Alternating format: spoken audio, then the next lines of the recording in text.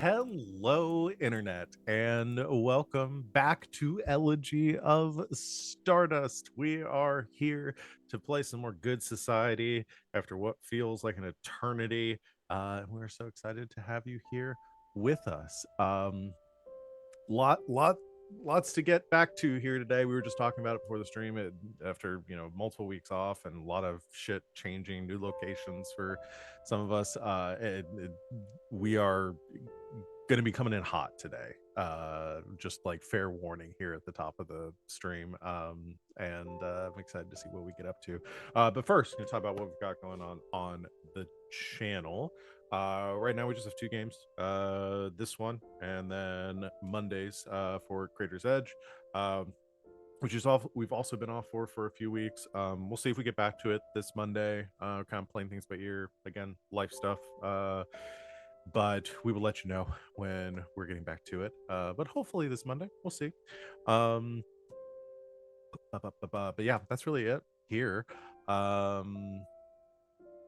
Yeah, I'll go ahead and turn things over to my lovely players here to introduce themselves, talk about who they are, what they do on and off this channel, and who they are playing today. Starting as always with Van. That's me. Hi, I'm Van. You can find me on the internet at Van But Wilder, wherever you find people on the internet. Mostly I just hang out in the Discord and stream on this channel a couple of times a week. Today, among many faces, the list keeps getting longer. We keep doing this. I will be playing Commodore Gideon DP Waxwing. Yeah! Hey, it's me. Hey, I'm Christina Sid. You can find me on the internets at mainly Insta on Greece at 17. I'm just sort of reposting political stuff. But you can find me here on Mondays and Saturdays. But today, among a lot of other people, I believe most of whom will end up being seen at some point, I will be playing Viscountess Gertrude Irma Francois de Armaswell the Grave. Yeah. Hello, everybody. It's me, your boy, RJ. You can catch me at RJS282 on all the social medias. Today, among other people, I'll be playing Viscount Goddard Draven Francois d'Armes Waldegrave, the twin to Sid's character, as well as Ivan, and I don't think he's going to make an appearance, but Jean-Philippe Walber Waxwing. Oh, he might make an appearance. It'll be funny. It'll be funny. We'll find something for him to do, I'm sure. Hey everybody, it's me, I'm Wings. Remember me? Today I'm playing as Georgie Goldfinch. I'm also playing as Teresa Rivera. Is that correct? The captain to Goddard, and also sometimes Godbrand. DanaeKeener.com. And hello, I'm Val. You can find me the Kraken's Crown, lurking around the internet. Most of just here, around the games already talked about, and that's pretty much it. I play everyone else, which is actually pretty balanced in this game compared to like characters in other games where it's like normally it's my 20 to y'all's 1 each, and we've really split this up well. I'm excited. Let's get into it with our recap. I'm asking for group help with this recap. Wings most recently watched the episode. I've got some very tenuous notes here, and we'll see how much gets through it. But we had two chunks last session, with a visitations section where we had lots of interactions between our various characters, and then we got to comms and some rumors and reputation stuff. So for visitations that I had from last time, I think there's no way this is all of them. I only had like 4 on my list, and most of them I don't have notes. I don't know. Under. We do yap. Gideon gave an epic speech to the departers in the wake of the death of the Dowager Commodore, in which he declared war, like declared war, but also offered peace, made the prelude tentatively declared war. He also put a bounty on the head of the Tibero. Yes. declared war against the Departers if they did not meet for No, open. I'm the Oh, Departers. or sorry, against the I was looking at the word Departers against Gideon the declares war on the Armada is season 2 territory. yeah against Armus if Gertrude would not meet for open peace talks with him. Sorry, chat said soft launch the war. Soft launch war. That's really Yeah. good. Yeah, That's he's actually, soft launched going to war Yeah. Yeah. we were doing some focus testing with his ex's planet. Yeah. Ex's Planet is the control group. In response, the you almost That one was a immediately thinker. you almost immediately received a hail from the admiral of the fleet, Hammond Taurus Aegir Albatross, who cited some departer like charter. I didn't want to use the word charter because it rhymes. Bylaws, code, essentially threatening to remove Gideon from his position if he did not act in the best interests of the Armada as a whole, insinuating that it would be better for the Armada to side with the House Malix rather than trying to broker another peace arrangement with the Waldegraves, given the Waldegraves already tenuous footing in the political sphere of the Empire. With some veiled or not so veiled threats, Gideon proceeded with his plans to arrange this peace talk with Gertrude. Let's see. Gideon also had a meeting with a call with Matthias, his brother, where you learned that rather than being removed from his position, Matthias was promoted to the title of Legatus, and has been put in command of the vanguard of House Malix's troops that are preparing to invade Armus should the peace talks with Goddard not go to plan. And both brothers attempted to persuade the other to join their side, both presenting very reasonable justifications for doing so from their own positions, but neither Gideon nor Matthias would budge for their own reasons, their own loyalties and ties to the factions that they are currently embedded within. Rather tragic little interaction between the two. What did I say? You've already buried me once. Yeah. But the conversation, it was left with the promise of having further conversations. There wasn't the animosity that I might have expected from that. It was actually very reasonable for both of them. Ended in a pretty good place considering they're on potentially opposite sides of this conflict.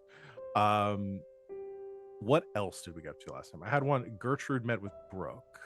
Yes. Right, and addressed the elephant in the room being her psionic abilities and accidentally summoning a bunch of leviathans to Brooke's coral mining operation.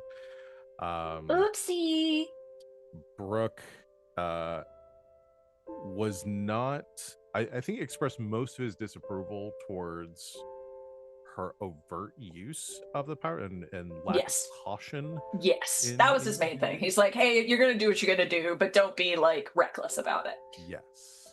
And the conversation I think ended with Gertrude suggesting or asking for his help in Returning to to the the center guy. of the gyre. Yeah, and getting to whatever that structure she saw at the center of it was, and uncovering some of the mysteries of Armus.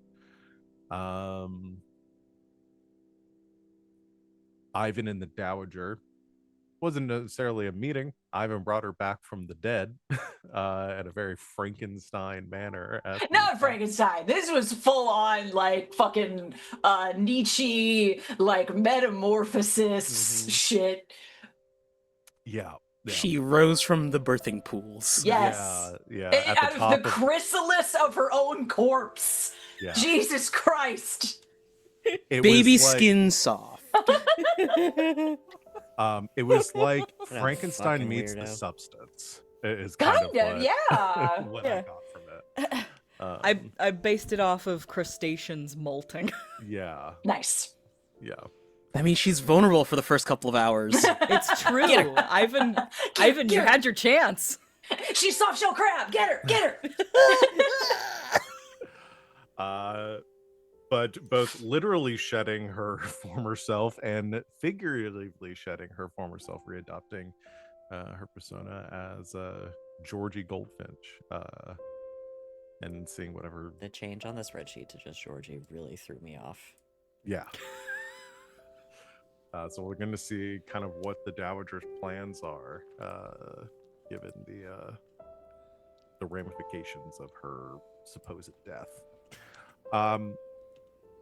Were there any other visitations that I missed on that list, or was that all of That was the them? last one. Was that the last one? That's all. Okay.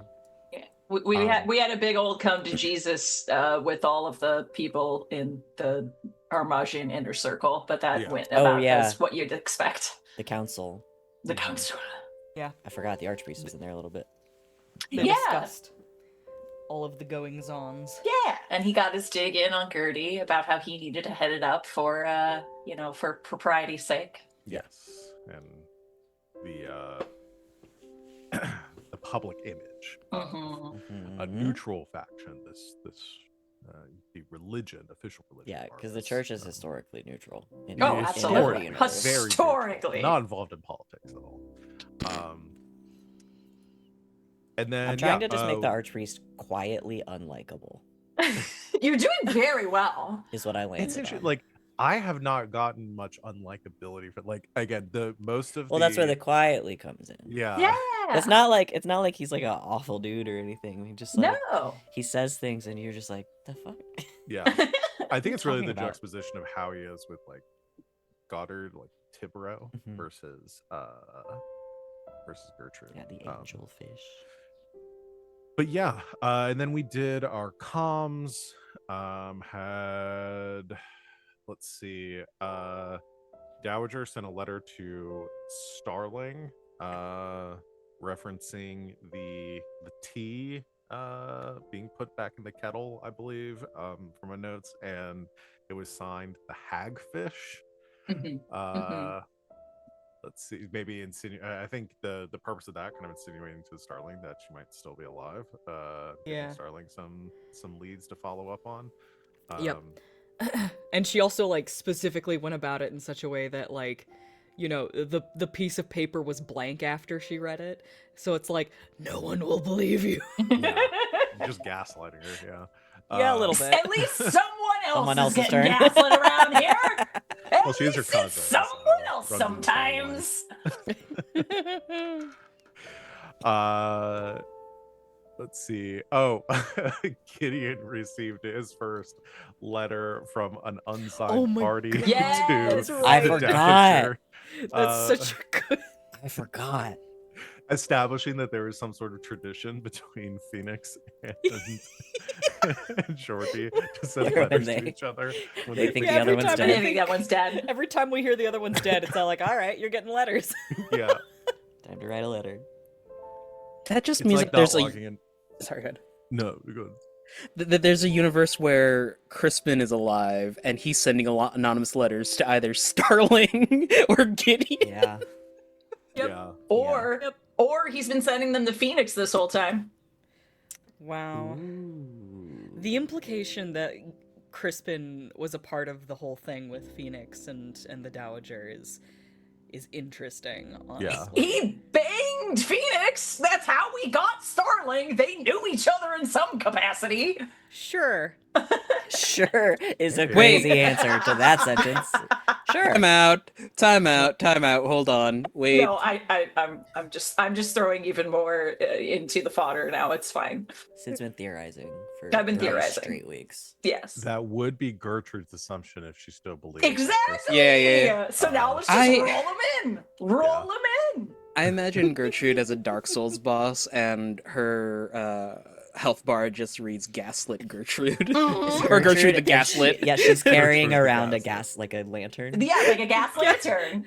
Gaslit Gertrude girl boss. Gaslit Gertrude, the girl boss. Yeah, Oh, that's girly. it. Okay, let's finish getting to the recap. We're cooking. It's been Fuck. 20 minutes.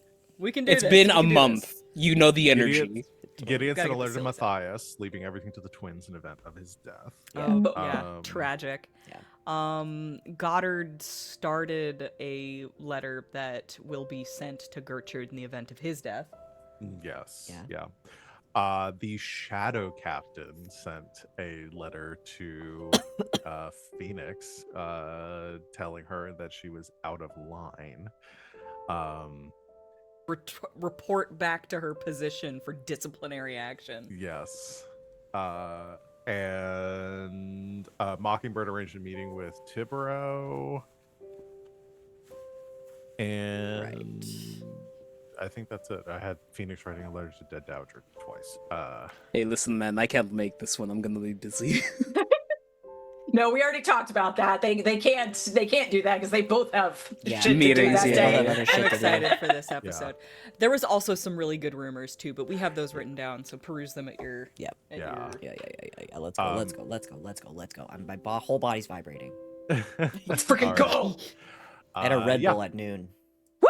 And again, don't forget, we have lots of spread rumors that have not been spent yet. Yeah. If there are any that y'all feel can and should be spent at any point. Okay, let's get into it. So we are at our next escapades section. Sid only wanted to do thing- something, right? Yeah, Sid, you said you wanted to do something. I had one on the list for, and I don't know where this came from, but Starling and Tibero. Oh, that dang. was on my list. I don't know where. It came from. Oh, it's because, there was a meeting between Gideon and Starling where Gideon was like, why would he do this? And Starling was like, I don't know, I might ask him Yeah, she wanted to why ask him he to his killed. face why he killed the Dowager. Yeah. That That sounds important. Yeah, we can. Let's put that one on the list, and then Gertrude, you wanted. Can to I scene- Good. can Mockingbird be there incognito? or Starling and Tibero? Mockingbird always wants to be involved when Starling and Tibero are doing things. Heyo. Yeah, I'll throw you on there, and then we can figure out. Can I insert myself in a situation? Maybe do some token shenanigans for. If he knows How she's you're gonna go there. meet with Tibero, he's gonna follow her. Yeah. And then Gertrude, you wanted to meet with. Oh, I don't know if it's time, but yeah, I wanted to meet with Brooke to go to the Geyer. Let's hold on because that meeting just happened. Okay, we'll wait. I think Fine. that's Ger- Later that afternoon, she like shows up ready to go, and he's like, Well, "What are you I'm doing?" ready. the We're- main thing for Brooke was you need a vessel Oh. capable of withstanding the Because he the doesn't want maelstrom. her to use her psionic powers, right? Yeah. Fine. I would like Um, to use an escapade to establish the Dowager's position incognito in the spire, if I could. Okay. Dowager. So We don't you're have to like do that. infiltrating the Yeah. Storm Spire, essentially. Yeah. My plan is to come up with a an alter ego. Love it. Because like of course it's always You alter must. egos. You must. I like that. We I don't have so enough many of names. them. What else are Like you gonna do? An Pokemon. alter id? Or an Uh, alter super ego? Eh. Well, those Wings' were- alter super ego is God. That was Ward so... 47. We can't go back to Ward 47. I mean, we could. No, No, not my wait! leg! Please, let's go back to 147. Not now, but like sometime. Sometime. Yeah, you all wake up and No, not Darkest House! God damn it! Aiden's like, that was a fucked up dream, dude. yeah. Darkest Forest is out now. I'll add it to wherever we need to go because it just dropped. Just Text saying. Samaris. I had a weird dream where I had a spaceship. Hey, Aiden, did you also dream that you were on a spaceship? Yeah. Weird. They all look at me. Maury! Yeah. What if we just at some point we're gonna have to do a full Inception one shot where it's all of your characters incepting into your other characters, going deeper and deeper into the dream. We discussed doing a Beautiful. one shot where like everybody was playing a character from a different game. Yeah. Yes, I'm and also I here still for it. want to do that. I think that'd be really fun to do in Darkest Forest. That'd be so fun. Okay. So this game. This game. Yes. Oh, any yes. other so we have Starling and Tibro, potentially Mockingbird being there, and Dowager infiltrating Stormspire. That's me. Anything else? Well, since I can't go in the gyre, I guess I don't have anything to do. It's fine. I think we'd definitely do it. I just want to give a little bit of breathing. My suggestion would be let's give a little bit of breathing room there. Oh, no, it's fine. The storm needs to sit for a while in the fridge and marinate. Yeah. The storm is not a chili. Plus, I don't think No, that's it's gale really- force winds. It can't be chilly. I'm debating whether that's an Marinating chili. escapade or whether that is going to You be just like let- a full. You let chili sit and then you reheat it and it gets all good. Okay, yeah, I guess that's marinating. Whether that would be an escapade or whether that would be a full event where we have people, because that's a big thing that we might want to have more of the cast there for too. I feel like if we Is it? head into Okay. the gyre, then we need to put up a raid finder group. Yeah, Yeah. like It feels like Again, there's a boss waiting in there for I would us. describe Yeah. one thing too is like it wasn't just number one, and Gertrude, you saw that. Like I don't remember if we talked about this out of stream, but like without getting too much into it, there's more danger. Like Gertrude saw more danger there than just the gyre itself. Yes. So like her like She Gertrude's a was powerful fine. She Gertrude's a- came back. Gertrude didn't get within like 10 miles of the place though. Like if Gertrude wants to go there, I think she would know she's gonna need backup. She's a powerful psionic, but not like fighting off a swarm of leviathans. Powerful. We'll talk. I will message you later. I have to put Brick. some sort of power scaling on you, psionics. Otherwise, you're just like, and then I Thanos snapped the world away. No, that's not what she's doing. Not yet. Also, that's a big drop. Yes, whoever got the rumor that she went to the gyre. Yes, she went to the gyre once and came back. Okay. That was me. Yeah. Okay, so which escapade do we want to do first? No preference. Nope. All right, let's do the Starling and Tibro one first, then, and with Mockingbird in the wings. No pun intended. You definitely intended it, and I don't know why you're lying.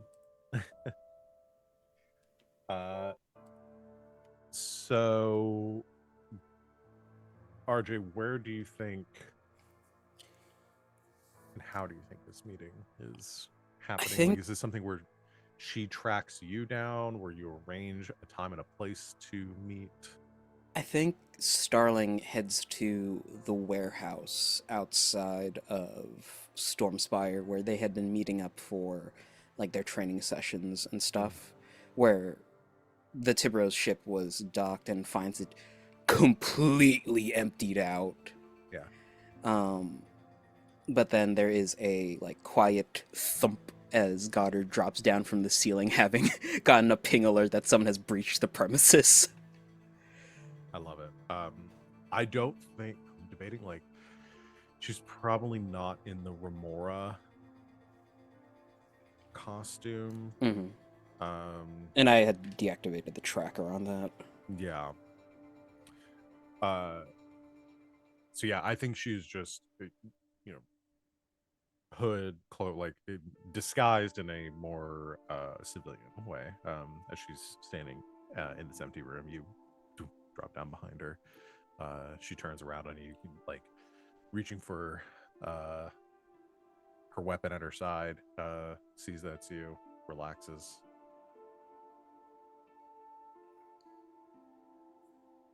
What are you doing back here? I was looking for you. Did you? I guess it makes sense. You moved. Safety precaution. Someone outside of my group has seen my lair, so...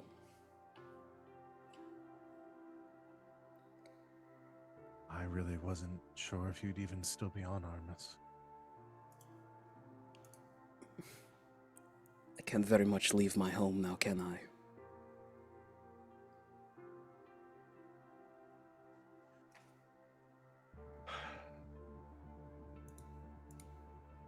It might be for the best. I've heard the rumors that the Waldegraves are looking for me, and I imagine your boss is looking for me too.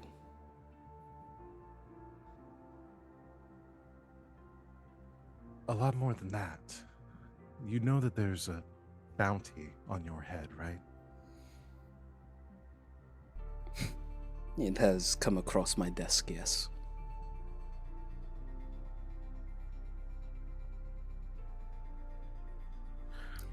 What?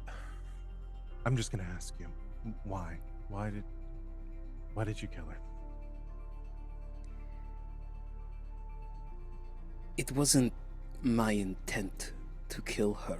It was my intent to destroy the paper that she had in her hand. I'm still trying to wrap my head around the question why she tried to save you.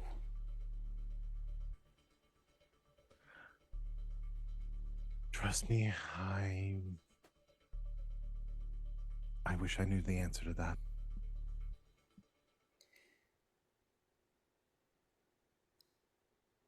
I am going to level with you.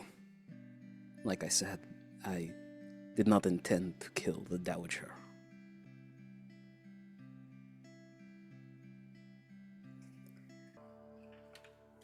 But here we are in this mess, so I guess I will deal with the consequences in the way that I normally do.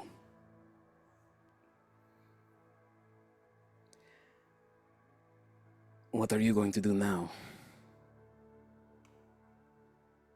I don't know. It's not just that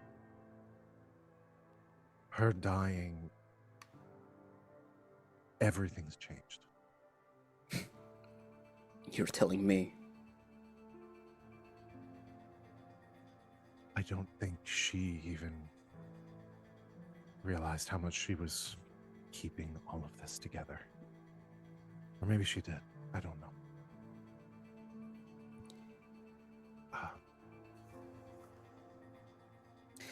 Just a confirmation question. Gideon made a public announcement that he was gonna go to war with Armus, or It was public enough to It was the broadcast to departer. the entire armada, and Yeah. Armus picked up on it. And there Okay. are enough spies to pick up on those transmissions. Like, you broadcast something to the entire departer fleet, everyone in the galaxy is going to know about it within the week. Like, I didn't take Commodore Waxwing to have a scorched earth policy, or that kind of violence within him, but I'm sure that also took you off guard. Gideon is doing what he needs to do to keep this all together. I don't know how much you know about how the Armada functions, but if he didn't do what he did,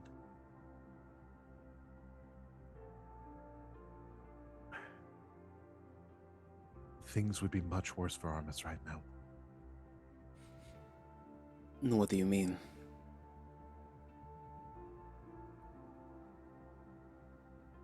High Command has been looking for a reason to depose the Dowager for years now.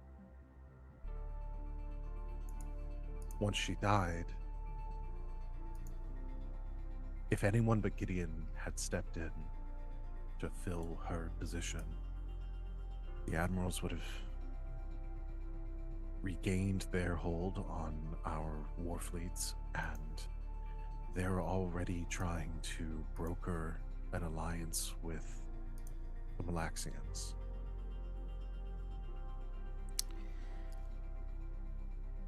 So you're telling me that the only reason that the Parters haven't mobilized as a fighting force is because the Dowager, in her mourning, held back the tide? Pretty much.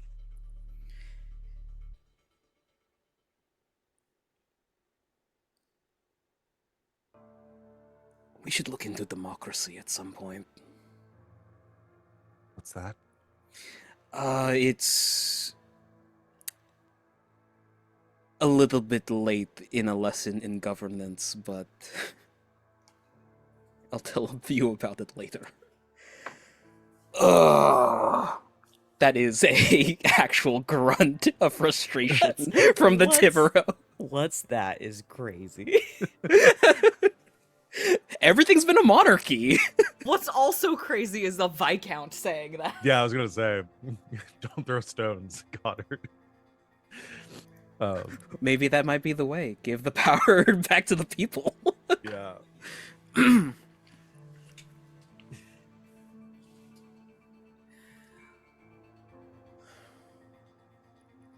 So what Problem about the... here is that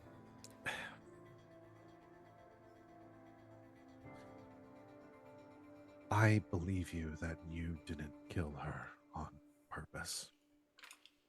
But the truth is that you did kill her. And I will eventually face justice for that. But right now, I have a lot going on and a lot of people relying on me. It isn't an excuse. Eventually, I will turn myself in. But not until I take care of a few things.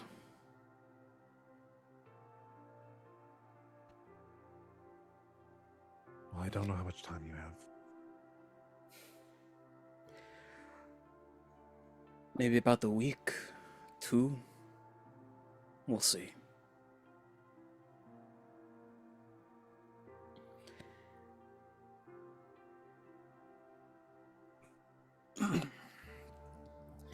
The next time that I see you,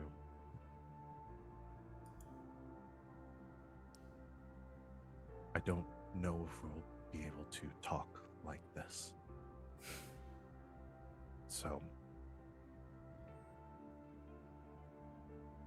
thank you.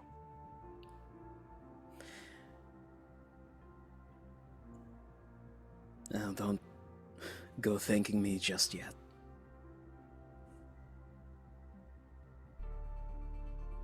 There may be, and I'm not making any promises here because I really don't understand the half of it, but I'm going to look into something, and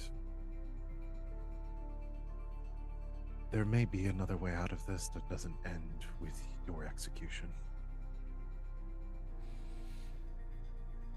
Very hopeful words.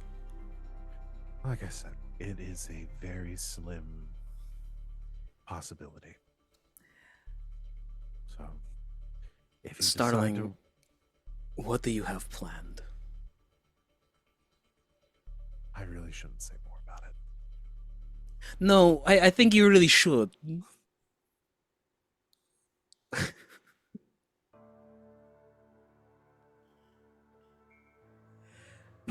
I would hate to be blindsided by any acts of heroism from one of my Remora. Nothing like that.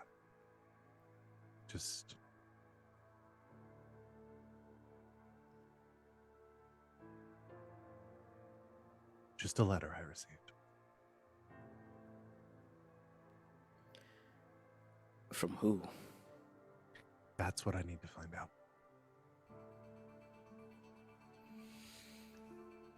Do you have it on hand? No. Well, it wouldn't help if I did. It's Weird psionic bullshit. Okay. yeah, weird sonic bullshit.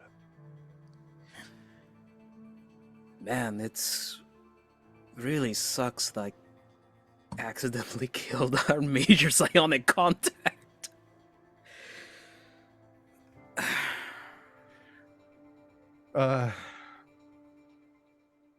Speaking of which, she reaches behind her and pulls out a small bundle. Pulls out a gun. It shoots you. She hands it to you. It's her Remora costume.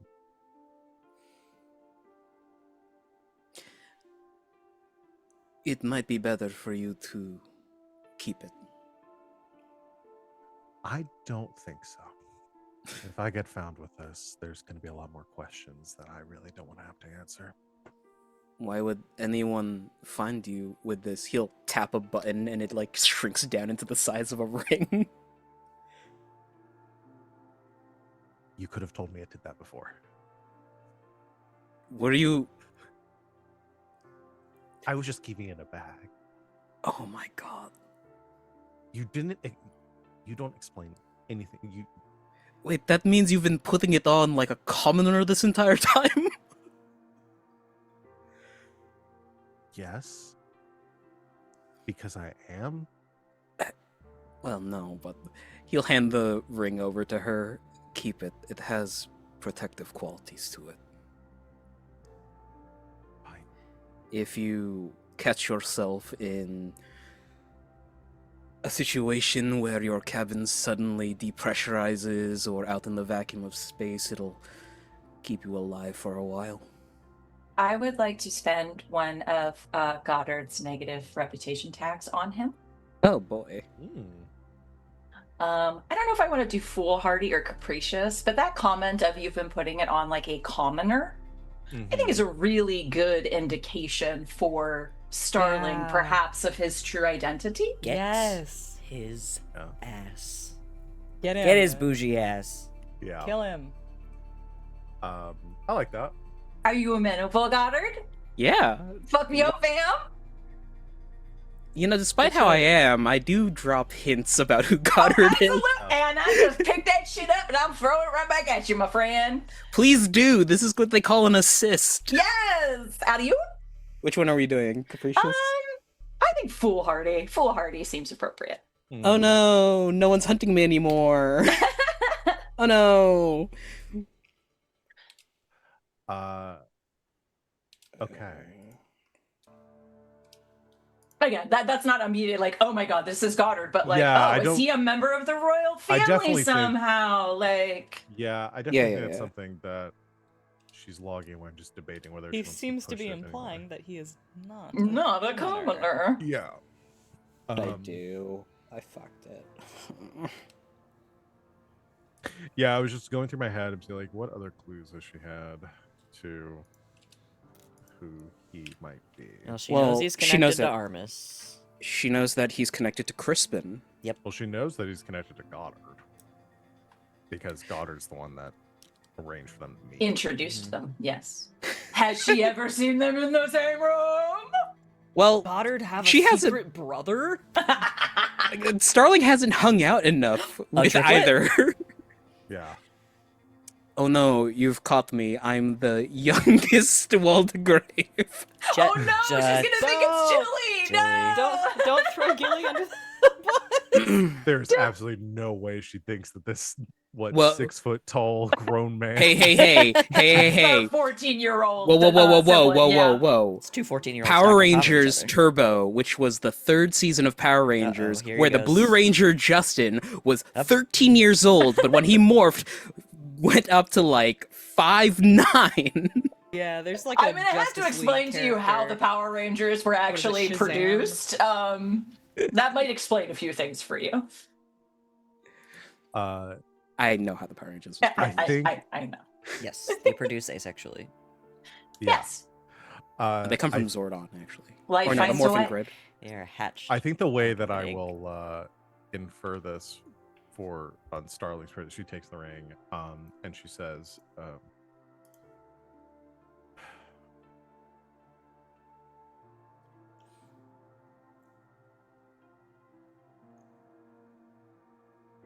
I assume that you can get a message to the Viscount and Viscountess. Probably, but both of them have been indisposed thanks to your Commodore's announcement.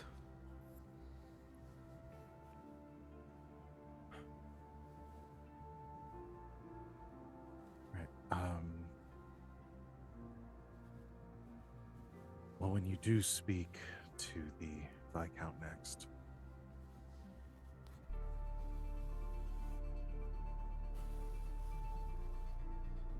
just warn him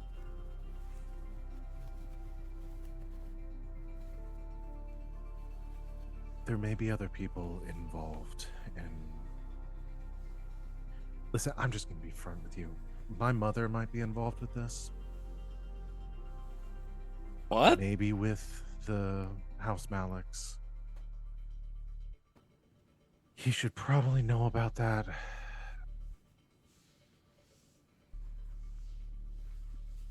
I'm just so tired of keeping secrets.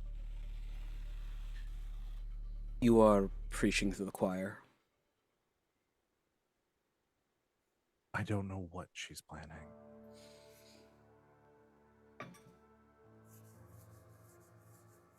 But there are a lot of people that I think want to see that meeting go poorly.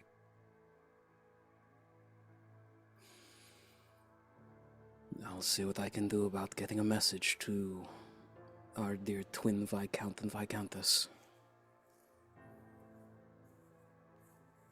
All right. I guess I should probably get back before someone notices I'm gone. Take care of yourself, Starling. I'll do my best. As she turns, there is the sound of cloth fluttering as Goddard jumps back up into the rafters. Sees Gideon, points. Yeah. Gideon, Next time, it's on site. were you listening in on this? Yes. How so? From where? I don't know, from somewhere. Not the rafters. Behind Are a you- stack of crates. But you're there as I'm in a Mockingbird? barrel. Yes, as Mockingbird. Do you want to, or you just want to spend the token to say that you listened in, or do you want to actually get in on the scene in some way? I was gonna say pop out and talk to Starling, but she knows that Gideon was Mockingbird. Yes. I'll just pop out. He's gonna let Tibro go this time. Yeah.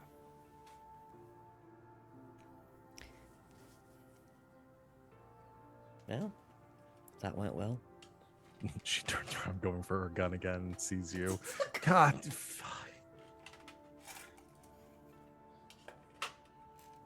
why can't I walk anywhere in this God's forsaken city without some man jumping out of the shadows and scaring the crap out of me? I didn't jump. But I'm starting to think you should maybe work on your situational awareness a bit. Honored Captain. Why are you here? It's my job to be. No, There it was. it's not anymore. It's not yours either. Gave him quite a bit of information. Nothing they didn't already know. For what it's worth, I think you handled that well. I'm surprised you let him go. This time.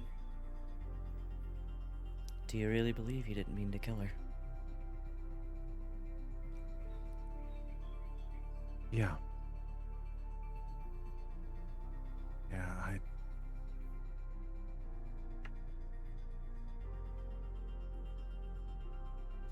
I don't think he did, and I don't think you think he did either. I had to know what I think. But, regardless, executing him here in the shadows where no one knows what's going on be a waste of an asset.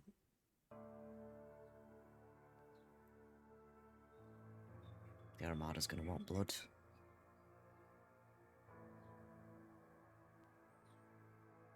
Maybe.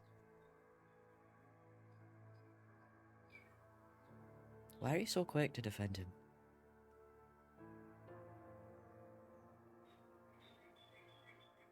I don't know. You're not. No, never mind. What? Nothing. I've never known you to hold your tongue about anything.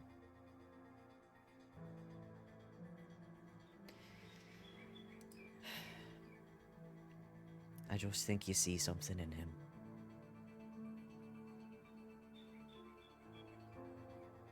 Or you're just sweet on him.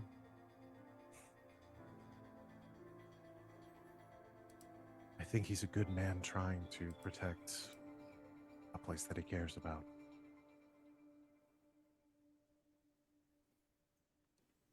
I think you might be right. I think he's an idiot. I think you might be right. Usually am. Sometimes. I've called you an idiot more than once, and clearly I am right about that too. I suppose I'm the Commodore. Could have your head for that. Well, then you'd be out probably one of the 3 allies that you have in the Armada right now. I think I've got more than 3. Name them. You don't give me orders.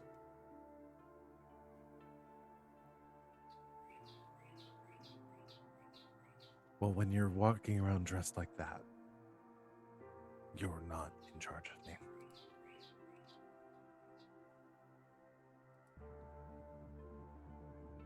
Okay. You Speaking need of to get some which- rest. We've got work to do. Yeah. Speaking of which, You and I need to have a conversation about the whole Mockingbird thing very soon. why? Because it is very bad form for the now Commodore to be dressing up and skulking around on rooftops. But it's so fun. For the Commodore now, you don't get to have fun. You don't give me orders. And for what it's worth, I've had a thought about that. Can't wait to hear this one. Oh, you're gonna hate it.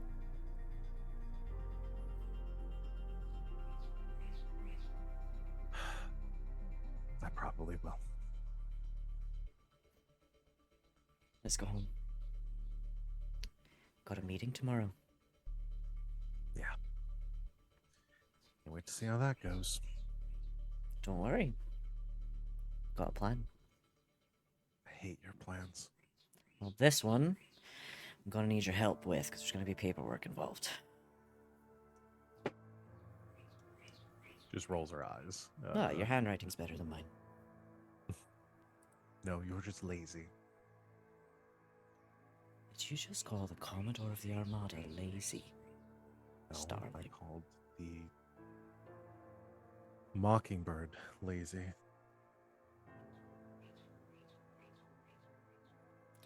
Alright.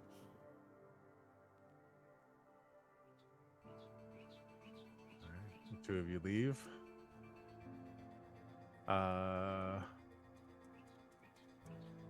Do we gotta spend anything for Ivan to have been listening in the whole time? And I've been here the entire Ah! time. They both jump, pull out guns. Honestly, That's up to I you. hope that Gideon and Starling fight one day so that Ivan can side with Starling. Tragic. They'll definitely fight one day.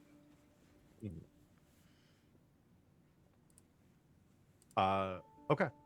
Yeah, I mean, if you want Ivan to, like, Ivan's a part of your inner circle. Like, he could have just been there if you would have wanted him to be there. But if it's something that you specifically didn't want Ivan there for, Because Unless We didn't- otherwise specified, Ivan is tailing Starling. I think that's fine. I mean, there's nothing that's going on that Ivan doesn't already know about, as far as like Gideon is concerned. So Cool.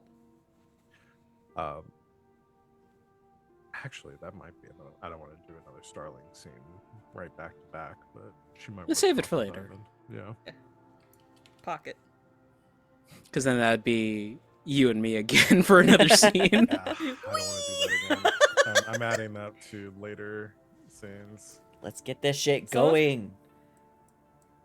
Okay. We've well, got let's talk politics about to discuss. Dowager. You wanted to infiltrate Stormspire? Sure. This might require some discussion. Here's a pitch. Mhm. The chorus requires a chaperone. Specifically in this case, for political marriages. I would like to insert the Dowager as the chorus's chaperone. Interesting. So this Yes, is like of a this is like almost like, again, I'm reading fucking Mistborn, so I'm thinking like an obligator situation where like Yes.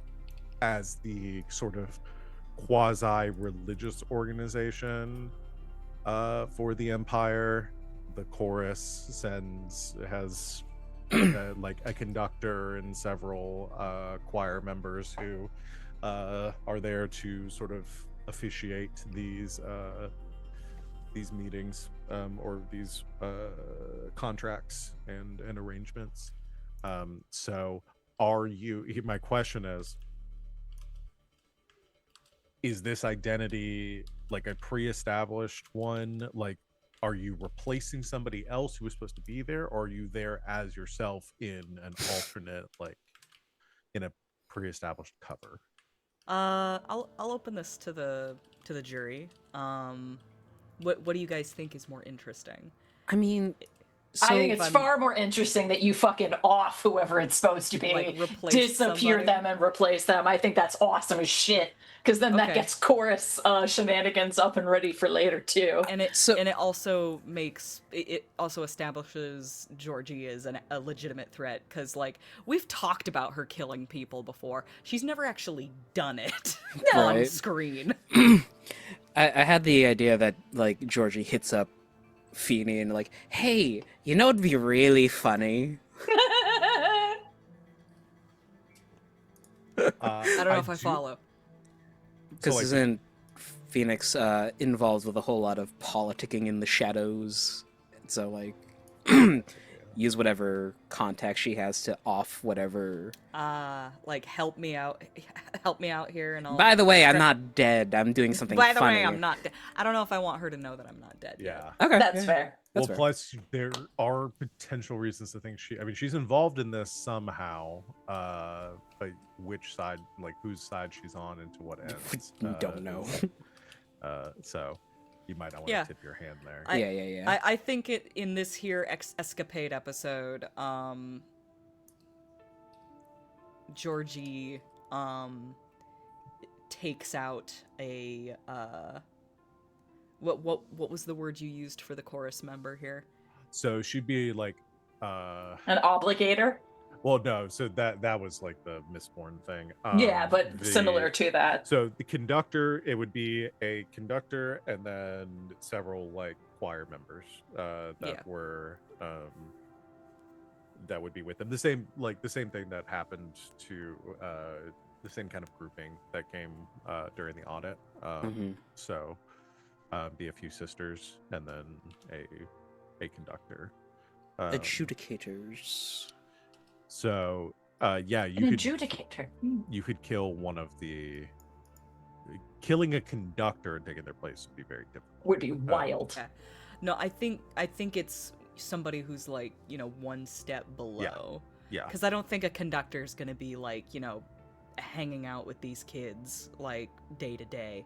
I No. think that's a delegated position. Yeah. Yeah. No.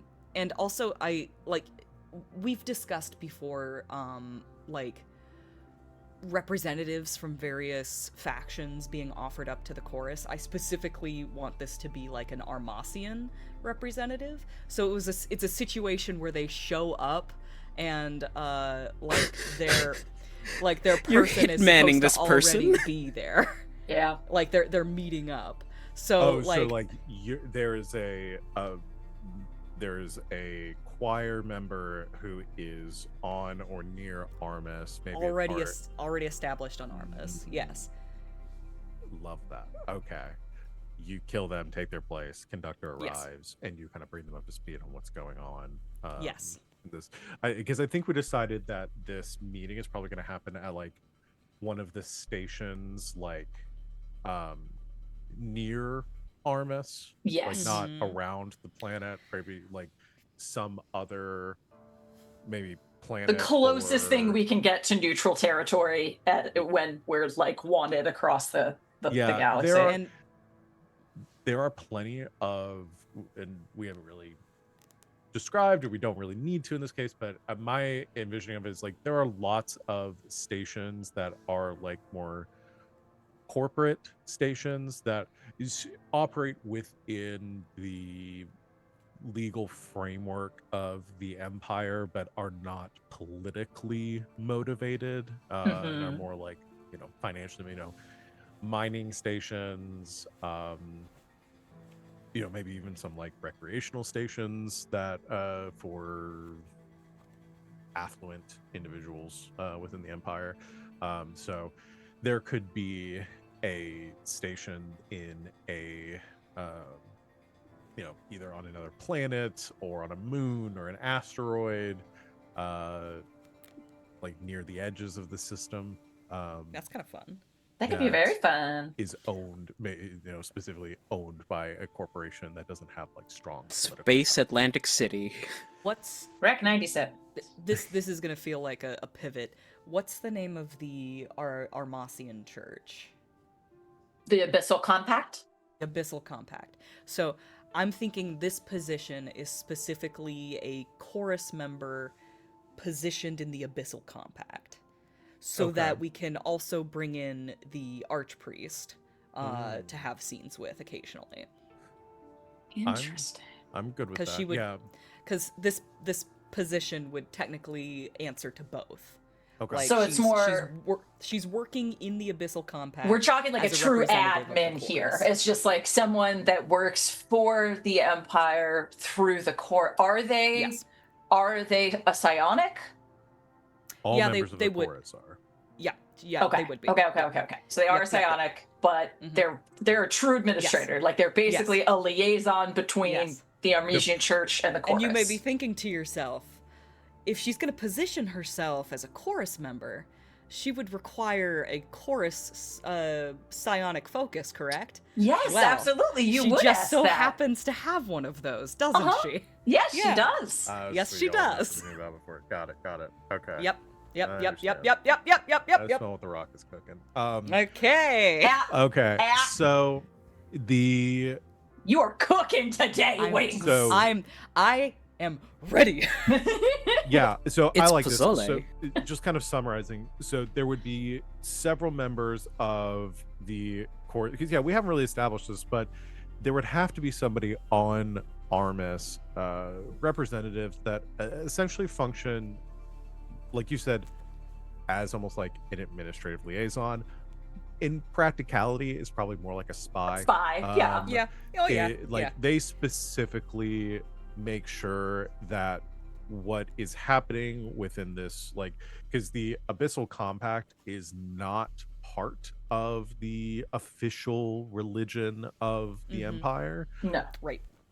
So it is like, I want to say it like almost has a like, it's allowed to function as like a what's the word I'm looking for here? Like under some sort of like historical preservation like act or Fun. like, and so it's like, okay, we recognize that this religion of yours isn't part of our like official state religion, but we're going to allow you to continue to practice it because it has been a part of this culture for so long. Right. Right. That we're not going That's to that's like an administrative admin at the Vatican, like Yeah. for Italy. Being we like, wanna- you're your own thing, but you kind of got to work with us over here. Yeah, but we but- recognize this, but we're not a part of it. Yeah, and they just they're there mostly to ensure that what the Abyssal Compact is doing is not directly violating any of the tenets and any of the I like that. I like it a lot. Yeah. Yep. So And yeah, and I one of think these that. Yeah, go on. Sorry. I was gonna say, and so one of these choir members, we can say you have identified as being the one And straight up ganked. Yeah, Yep. as being the one that is going to like maybe it was in the process of traveling to this station to function as like the kind of an inside person for what has been going on Armis. And I just oh, what's the word for like intercept? That's it. Thank you. Yeah. Gosh. Thank you, me. Thanks, Thank me. you, brain. You have not failed me this day. Yeah, I intercept them upon arrival and take their place. Okay. Yeah. I was debating whether we need to do anything for that. I mean, don't know if this is a token or if this figured- is magic. Are you like impersonating them? Like I like the idea that I don't have to do anything to like disguise myself. yeah, I mean it makes sense that like, you know, it's a Like if you had to go into a meeting with all higher ups and take like your veil off, they might realize something's up. But at least like on world, I assume you're in your chorus garb all the time and blah blah blah. Yeah. So No, I'm imagining like this is like straight up look like a nun. yeah. I can't wait Just for the wearing a archpriest to habit like of some come sort. across her and go, "You look different." yeah, I'm good with that. Then let's just resolve this with a token then. I can do that. I'm Because this happy does to do it. impact the story Of significantly enough. course. I expected to have to spend one of these. Yeah, but I'm absolutely for that. So yeah, do we want to do a short little scene with them, with you meeting with this? Do you want to do a scene with you meeting with the conductor? And I don't feel the need to do so. I feel like we can just kind of have like a vignette Sure. of like perhaps like the conductor is landing and the the previous... I want it all set to bright sunshiny day, and like you're just standing there waiting for the conductor, and then we get the flashback of you brutally murdering this chorus member, Yeah. taking on all her shit, and just standing there, so ready It's to in go. the background, Honestly- Mr. Blue Sky, please tell us why. It's a little scary because she doesn't use psionics to do it. She does it like she does it analog. Straight up ganked her. Yeah. Analog. Yep. Analog Yeah. murder. Not As opposed Wi-Fi to murder. digital not, murder. Yeah, not Bluetooth murder Yeah, like Well, I she like normally do. I like this envision of this like this station that is there's on the edge of the system that Armas is located in. There is like a gas giant near the outer orbital sphere. I was with a gonna make a joke moon. about its farts being misty, but that was a bit we Being did. steamy. Being steamy, but that was a bit we did before the stream. I love the idea of this person is expecting the conductor to arrive and the dowager arrives and like at first they think the dowager's the conductor That's good. Yes. That's good. Yeah. and she uses that to catch him off guard. It's Yeah, giving well, fake we- it till you make it. Yeah, well, we can do kind of like so the scene that I'm thinking is like so we see the station, orbiting this moon. We cut in to a lone figure in white vestments, like a habit, and uh, waiting calmly there as we see an imperial refrain and coming out of faster than light, or no, we don't have FTL here, but coming out of deep space travel as it's decelerating down to intercept with the station. There's this moment of like cutting back and forth. We see the refrain landing, we see the woman standing there, and then when we cut to her standing there, just before like the scenes come together, a figure coming out of the shadows as the dowager grabs her, knife to her throat, pulls her off into the back into the behind some like the storage containers there, splash of blood across the ground, and then we cut back to the refrain, where we see the conductor and the other members, the choir members, coming off the ship, and that same kind of silhouette of the woman in white, who we just barely get a glimpse of underneath, is now the dowager waiting in that same place. Mr. Blue Sky, please. Sorry. You said woman in white, and my brain went to... I made a really weird face. My brain went to La Llorona, but then my brain was like, you need to sing La Llorona to the tune of My Sharona. Sharona, yeah. Oh, And so you said woman in white, and my brain went, La Llorona. I think I need to take a nap. But yes, you... No more caffeine. I'm good with that. Yeah, you me too. infiltrate and you're ready for the meeting. Perfect. Anything else with escapades? I'm excited about that. Dowager gets to do things now. Yeah! I love Undercover Dowager. Okay. I too like that Two Door Cinema Club song. So, we can move past escapades into our split scenes. How do we want to structure this? I have no idea. We're structured here. I assume we want to go back and forth and not just do one full scene in there. Or would y'all, because we have everyone in both scenes at this point in some way. So we can think- just do... Am I in the other scene? Yeah, because Yeah, you're Rain. Oh, right. I forgot about him. Yeah. Okay, never mind. Wow. most the people captains. do, sadly, which is kind of his whole thing. So Sorry, there are so many men simping over Gertrude that I'm like, which one are you? And you're most of them. And I think I might be You're all of them. All of them, actually. I think so. Call me Commodore Simp. Oh, I don't know. Maybe I'm so Godbrand is sore. simping over her. I'm From so your sore for path. creating my own path. A powerful woman who told me off. Hup. Oh man. Horny. Who are you, me? I honestly, Godbrand is influenced by you an awful lot. Do you remember when I said I needed to Right. ruin a party and asked for advice? Oh. Yeah, that was for Godbrand. Oh. Incredible. I hate you. I love... It doesn't happen often. Incredible. I love to watch RJ be caught off guard and then put the pieces together. So good. You make the most incredible face. This It's is... normally because I have It's really most good. of the cards, but Nope. Wings has all the One- cards in this game. the one Joker always gets Wings a has all the whiff. cards most of the time. Yeah. And the brain cells, I think. Usually. So what would We're in trouble. would y'all prefer to do these scenes one at a time or cut back and forth? I think the split part of the split scene is what makes it fun. Can I'd be we like- split? Can we split? Yeah, I kind of like the idea of. I have to coming back and limber forth, up if we can keep first. track.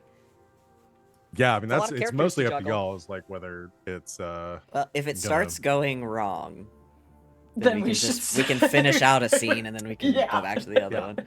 But I like the idea of flipping. I think it'll be fun. No, it's really Let's good. try it. It's giving. let's It's giving the establish- Shondaland TV show that we're trying to write. Yes. let's establish both scenes then. Let's start with the Goddard entourage going to meet with House Malix. Okay. So before this all started, mhm. the Departers were going to facilitate this happening on neutral ground. Yeah, and I assume that's So not now the happening. chorus is doing it. Yeah. So, unfortunately, I don't think Goddard wants Gideon involved in this anymore. No, yeah, that was my assumption, was that that's why this is not happening on a departer vessel.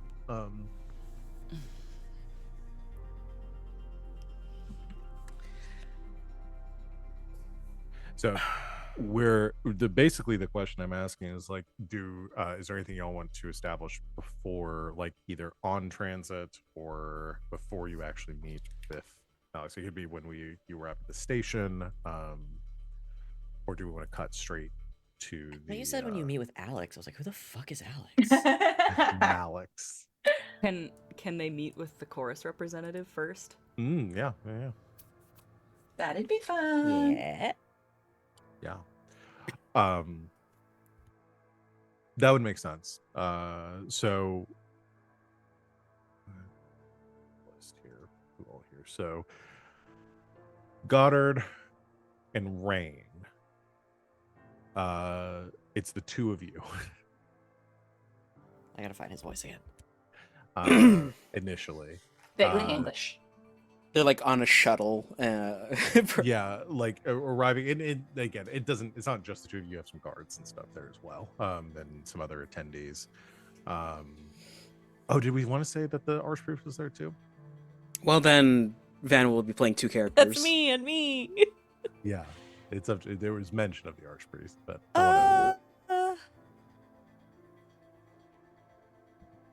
No, because then the Let's- Archpriest has to meet with let's leave the Archpriest out, assuming that he's got some ears in the meeting somewhere, but he's not gonna show up himself.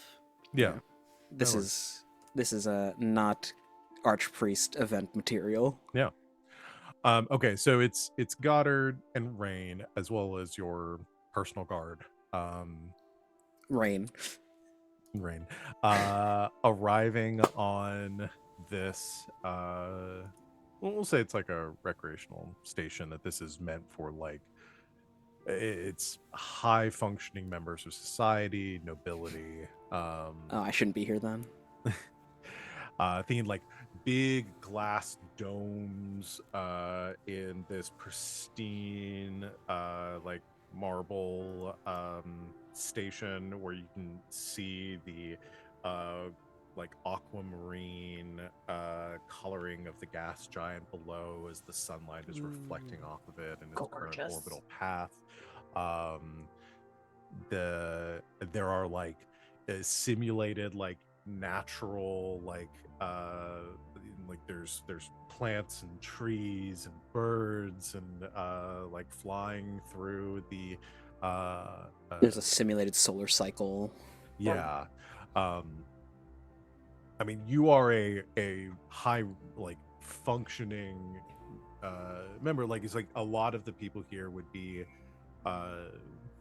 high maybe like lesser nobility and potentially like just well off, like merchants, corporate officers, The rich and the powerful. yeah. Huh. But you're arriving there as nobility, and you're the heir to to one of the ducal houses of the empire. Is there a way we can arrive without the fanfare? 'Cause- Nope. I mean, that is a good question. Is you could potentially, try to be as anonymous in your arrival as possible. I think there is enough buzz around here because you see it as like you're approaching and maybe coming into the hangar, like you see the House Malix vessels as well that are Welcome already House there. Malix and guest. He Yeah. Oh groans. no. He groans, and Rain is like, you can't possibly already be complaining. Yeah, and you already see like news banners and reels like that are projected, and images of like there's already enough news surrounding this meeting. Like this is a political event, potentially ending or staving off war in the sector. Um, this is a massive political event. So you would know that coming in. If you wanted to be more anonymous in your arrival, kind of slip in the back door, that is definitely You're the right thing to provocative. say. Yeah. Goddard turns his head to Rain when Rain says, "You can't possibly be complaining right now." And just goes, Already? and yet, And yet. when was the last time we had just the guys' night? Been a while. Especially since you started hanging out with the honored captain, rather the Commodore. And I apologize for that. You have been busy with my sister, so next time I'll send you a group invite. I don't take it personally.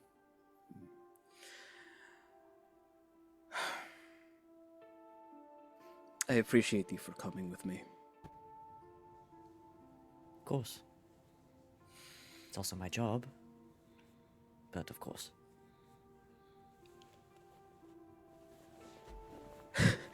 Just leans to the side of the shuttle. Let's use the back. Yeah, the your pilot affirms and like hits a few, not like broadcasts to the relay that you're landing in a less populated area of the hangar, and it prepares like a small escort to avoid some of the more Paparazzi. traffic, more heavily trafficked areas of the station. As you arrive, shuttle setting down in the hangar, and your guards exit the shuttle. You shortly after with Rain, you see coming down the walkway, coming towards your vessel, is a Imperial conductor, and we'll just say one of the choir members. And Wings, if you want this to be the Dowager, it can be. You're muted. Are you I away from am your- not. You're away It from your is mic. Zoom wanting me to not speak ever. Because women should be seen and not heard. Thank you, Zoom. That's right, Zoom is a misogynist! To be a woman is to be silenced. Zoom has never Zoom. won a fight. Anyway, yes, I would love for it to be the Dowager. Yeah, so this conductor looks very similar to the last conductor you saw, like same dress, tall, wearing the same white like tail coated suit, same like markings like across his skin, like metallic almost like lines, tattoos that come from their working with and ingesting like god coral as part of their psionic practices. Stops as he like approaches you, Goddard, and says, "My Lord Viscount, Thank you for coming out to meet us.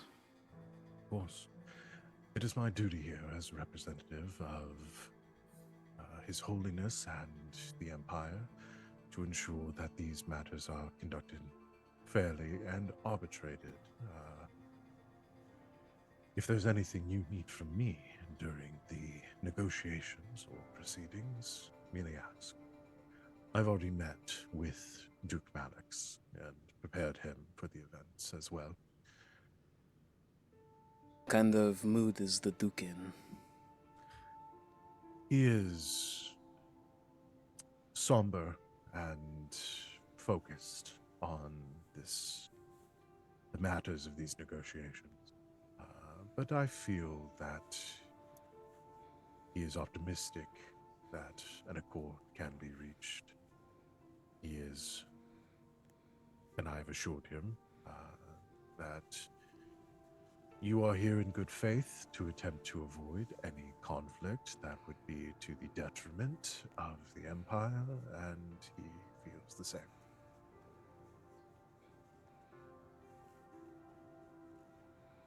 Goddard unstraps his scabbard and will just hold his sword in his hand. It's no longer on his hip, so he can't, like, access it properly. He'll tie the hilt together just so it's visibly, like, shackled in. You're peace binding. Yeah. Yeah. All right. If you would follow me, I will escort you to the Malik's quarters, where rooms have been arranged for yourself as well during the term of these negotiations. I would request a very discreet path back to the Malixes. Of course, one has already been prepared. If you would follow me. Goddard will follow. Yes, the conductor begins to lead you to the through. I think it's almost like, you know, the secret tunnels in Disneyland. Like tunnels. your Secret like back passages that have been cleared out of any maintenance workers or anything like that to avoid general foot traffic. No, I shouldn't say that on air. I'll save it for the break. Okay. I don't want to get implicated in anything. While we're in transit, the sister will match step with Goddard, and sort of like bow her head in deference, and say, "You will not recognize me, but I am an Armasian transplant to the chorus. We met long ago in a greeting line, and it's well to see you again, Viscount. You may call me Sister Seastar. If there's anything that you need, do let me know." Oh no, I do recall you, Sister Seastar, yes. How has your time here been? I miss the sea. But not I- the stars. Fuck Not the star stuff. No, fuck stars. I love the sea. She gets enough stars here. Well, on your next opportunity, please contact me and I shall arrange you a shuttle home. I'm sure the sea misses you as well. She inclines her head. And then, like, gets back in her position.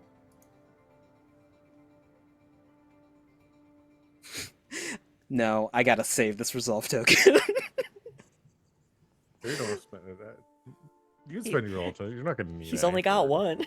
I've only got the one! Why would you need it? What would you Yeah. need it for? What would you Possibly need need that it? for. What would you For- need it for? For something cool, okay? Do you have any? Well, do you have any reputation tags you could spend? Oh, I've got plenty of reputation tags. Yeah, you do. Yeah. Are they applicable? We'll see. We'll see. But then I might lose Matthias, and I don't want that so soon. I haven't even established it. Anyway.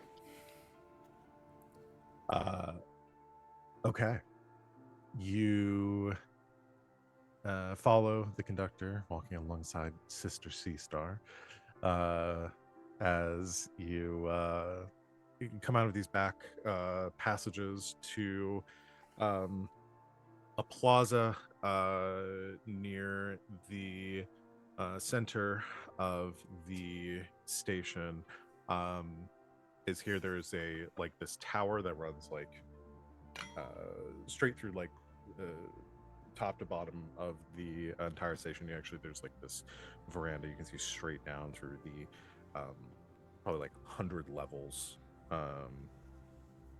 and but at the center of it, like each one of these is like broken up into like a series of apartments, and there are walkways that extend over this this drop.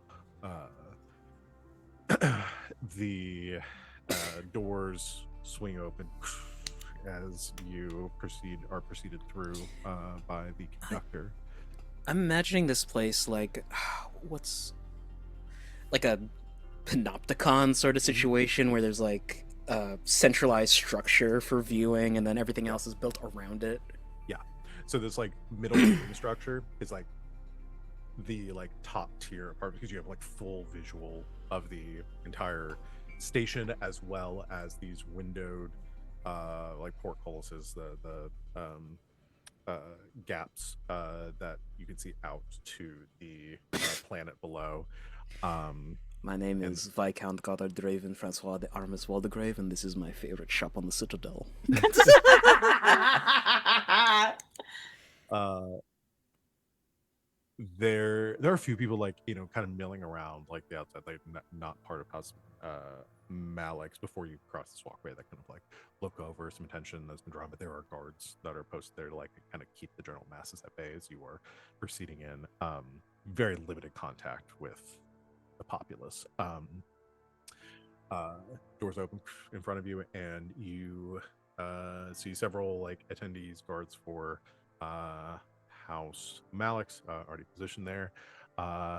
And as you walk in, one of the first faces you see standing with these guards off to the side, wearing officer's uniform, a new pins on his jacket. You see Matthias, who regards you professionally but impassively as you walk past. He just gives a polite, like a respectful, like bow. Complete formality. I'm sorry, I didn't catch that. Oh, sorry. Did you hear me? Uh-oh. I think Oh, my headphones no. died. One second. Oh no. And he stabs him. Oh. Ah. And so we lay him to rest. Yeah. Goddard, Draven Francois And de that's Armas how Goddard Waldegrave. died. It wasn't my headphones, my internet was unstable. Oh no. Oh no. You see Oh. Matthias. Yeah, I as got you- that. as you And he enter. gave me the impassive head nod. Yeah, but full professionalism, like doesn't betray any sort of like.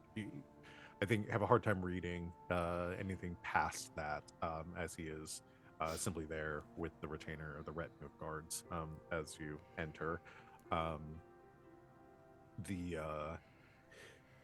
There's another set of like an archway leading into a larger hall, and the conductor turns and says,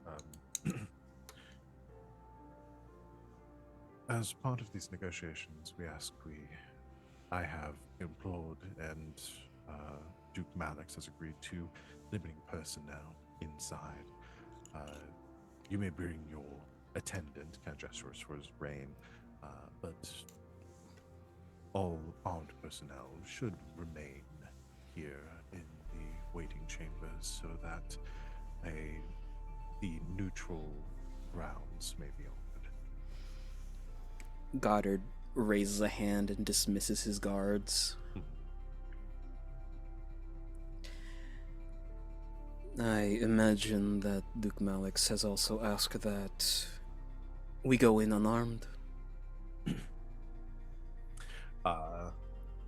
He nods. He says, I believe this would be best for negotiations.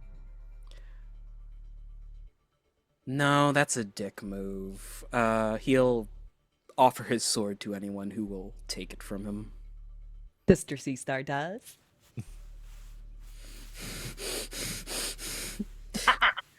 The revenge, it's coming.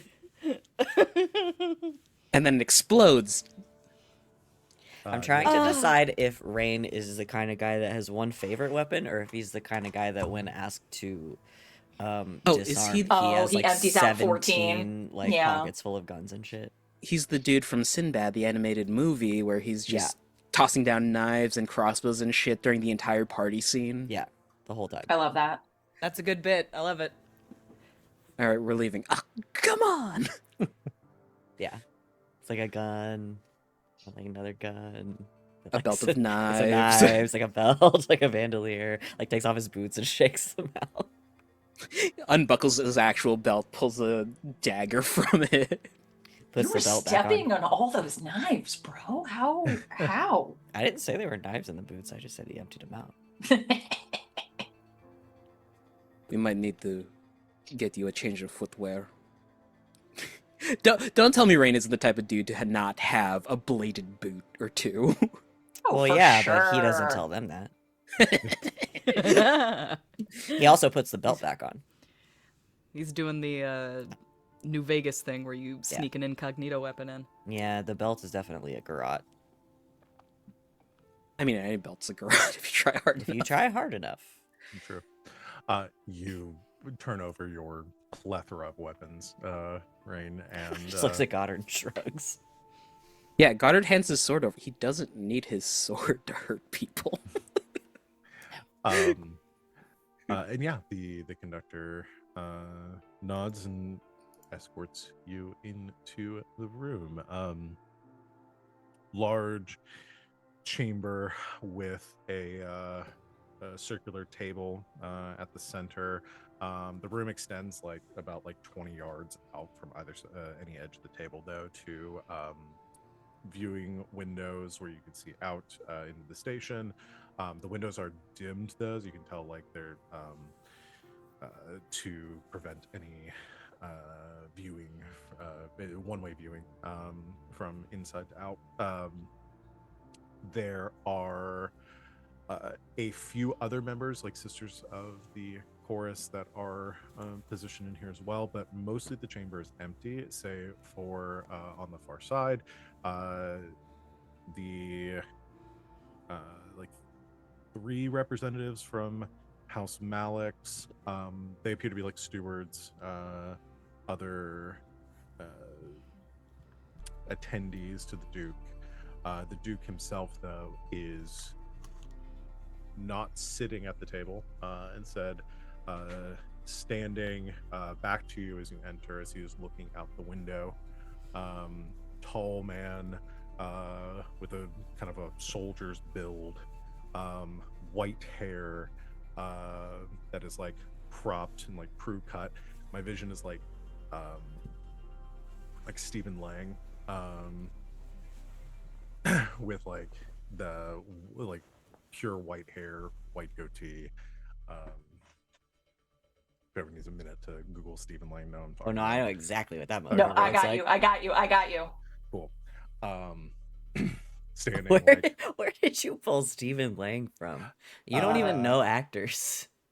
I just watched Terra Nova this last week. Ah, Oh, I was about to say maybe just Avatar, but yeah. Yeah. I see. Yeah. That makes sense. Avatar, you went. Don't Breathe. That's a really funny Yeah, thing. Don't Breathe is you went crazy. white hair, warrior's build, and my brain immediately Lang. went to Stephen Lang in Avatar. I just didn't and know then that you Val- said Stephen Lang, and I was like, yes. I So- just didn't know you knew Stephen Lang's name. So I'm looking at this yoked warlord. Please Yeah. say he Yeah. has the big scratch across his face too, please. Oh, yeah, yeah, please. yeah. Three, Okay, cool. 3 claw marks right there. Yeah, it's got 3 claw marks right there, 1 eye glassy and blind. Uh-huh. He's gonna lock you in his basement for sure. Watch out! Yo, the twist of that movie is actually insane. Yeah. It's pretty insane. It's pretty bad. Not in the fun way. No, not in the fun way. In the what the fuck movie. Isn't he Sorry. the hero in the second one? Yeah. I can't- Is he? No. Yeah. Yeah, it's like a freaking anti-hero situation. They in the made him sequel. the They made him the good guy guy. in the second movie. I'm pretty sure he's pretty villainous in the first one. Yeah. It's like they want you to forget what he was doing. Villainous is I don't even think a strong enough word. Mm-hmm. Hey, don't. Despicable? Hey guys, No don't sense. watch that movie. Actually, Don't watch No. that movie. Don't It's watch not. that movie. Yeah. Anyway, he's not doing this. I don't think that's Stephen Lang's fault, but necessarily. But no. maybe don't watch that one. Okay. So Sorry. completely just derailed us. You know, if you say an actor, at least me and most likely Sid are gonna have to talk about it a little bit. Just a tad. Just a little. The We have conductor, a guy who was in that thing syndrome. As the doors to the room close behind you, the conductor kind of crosses, standing at like the intermediary point between where the Duke is, like the Malik side of the room, and your side with your attendants. We can say too that there might be. It's not like just you and Rain. Like you probably have some of your other like ministers and maybe like. Is the word I've been looking for courtesans? Courtesans are like high-level sex workers, not necessarily always sex, but is what you're courtiers. Courtiers. That's the word I'm looking for. Those are the ones that are in court. Yes. Yeah. Attendants in a royal court. Yes. I was so close. Thank you. Yes. Sorry, that was bothering me. Courtesans, much different. Very different. They could be here too. Not to be confused. In some ways. In a lot of ways, serving. But yeah, you see the conductor stops at the midway point and says, presenting Viscount Goddard Draven Francois de Honest Waldegrave, and as the Duke turns, says, wait, I need to pull up his name. Oh my god, I should have had this up. I made his name too long. Duke Titus Obius Drusus Dexius Edinius Verso von Malix. The Duke finally pivots to look across the room towards you, Goddard. Is this the guy's dad that he thinks he killed his son? I know. What is? Just putting it out there for everyone. So because Rain was a Malix. I guess I'll take it. Long ago. But that's like branch family Malix, right? Very branch family. It kind of makes. I just want to make sense sure I'm that not going to be Rain's like here, then? Uncle Duke Yeah. over here. No. Yeah, Rain would have like, I assume like, Rain is distant. Like fourth cousins, Like twice fourth removed, cuz, sort of shit. I'm sorry, when you said Uncle Duke, Yeah. the fucking Dukes of Hazzard card just came out of nowhere in my head. That'll be how you get out of here later if things go bad. Yeah. Ask my Uncle Duke. Goddard will put a hand to his chest, bow politely. Thank you for the invitation and opportunity to meet with you. The Duke gives a nod towards you, then looks over to the conductor and says, should we begin? The conductor nods, says, yes, very well. If all parties would convene, I will look over the terms of the treaty as has been proposed by Duke Malix, and we will begin our preliminary discussion of the matter. The Duke, without another word, just walks. A seat is pulled out from at the table. He sits. The other attendees stand as he approaches the table and then sit after he does. Lots of formality. Where the hell's Octavia at? She not even involved yet? I don't. Well, that's a good question, and we can discuss that. I had two thoughts for this. Either she is not here currently and maybe will not be here for the initial negotiations of the meeting, or my other thought was that a door opens to the side of the room and she comes in right now. Given the personality that both I have garnered from her creation and also the way I thought I would play her, I think the second seems more appropriate. Sure. Yeah. Here's a pitch, and tell me if I've read this character wrong. Behind one-way glass. Oh, for the initial part? Interesting. I do like that a little. Yeah. Get a sense of him without her being in the room. Yes. I like this. Yes. And now, if we were doing a farce, it would be extremely funny if she thought Rain was the Viscount. The guy. Sorry. Oh my god. Wow. Sorry, my brain is built for farce. Built Yeah. for farce. And I just Hello. laughed so hard that my Zoom thought that I started playing music Your and Zoom suggested said, that I "Hey." set up professional audio. Sorry, Zoom. No, I just laughed really hard. They were all like, "Oh, is that is That'd be that kinda the funny. Gorilla's feel good ink?"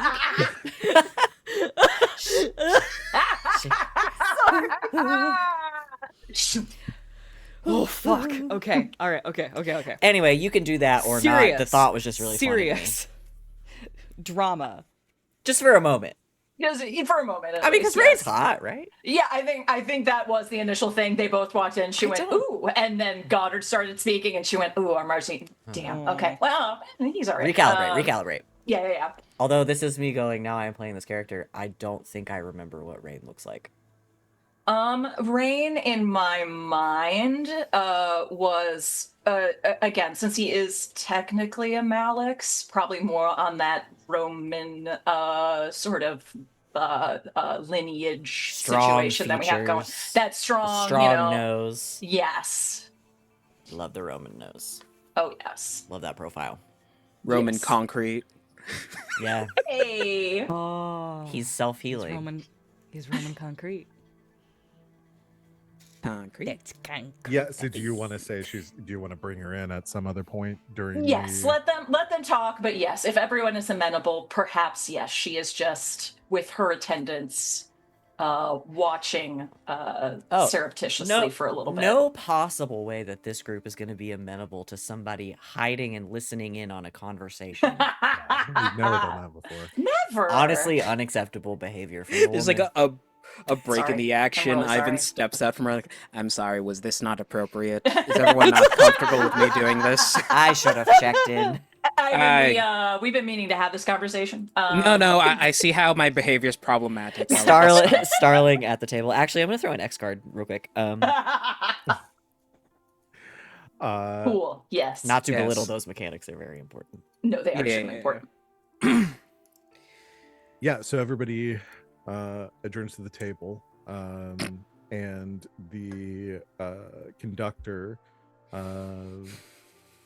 still the conductor sits kind of again at the middle point with one of the Sorry, members. RJ is in self-control mode right now, You good? and I'm calling him out. Let him. He's handling it. Okay. Okay. I want to cry the so bad. Do it. No one's stopping you. yeah. Cry for content. Cry, RJ.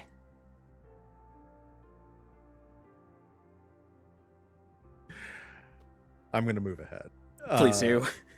The conductor begins to lay out the terms of the negotiation.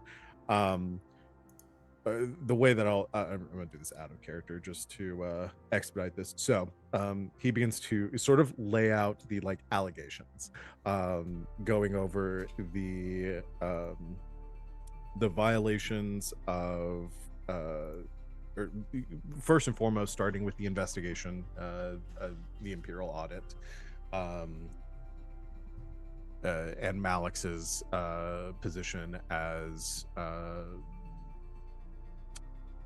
Imperial kind of adjudicator of the investigation, the findings that they turned up, alleging the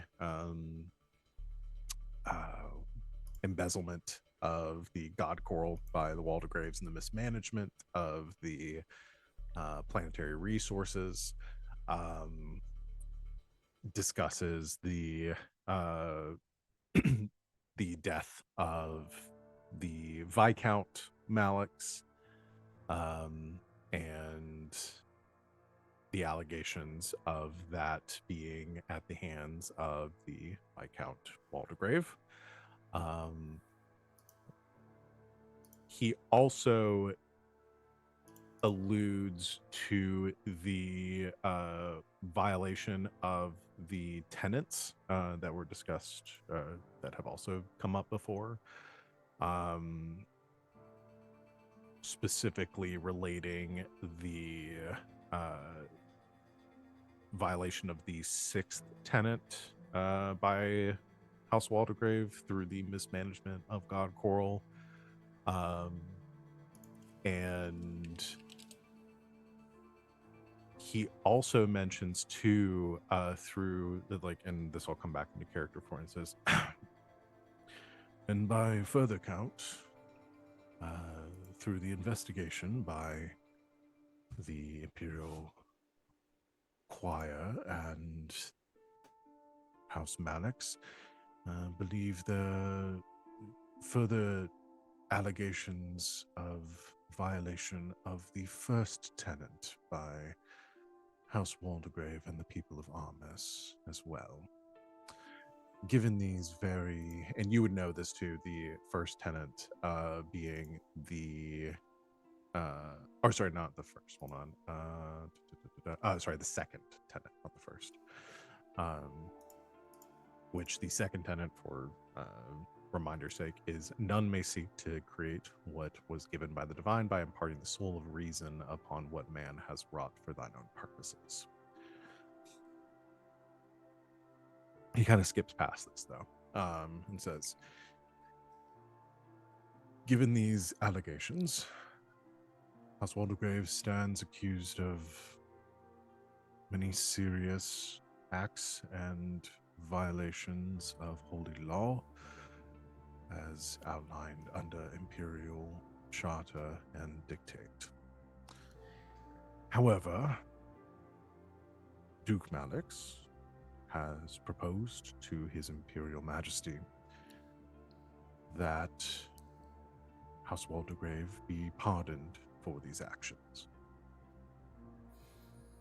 if appropriate accommodations could be made by House Waldegrave to atone for these violations.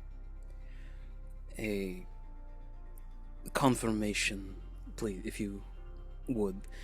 The violation of the second tenant is in reference to...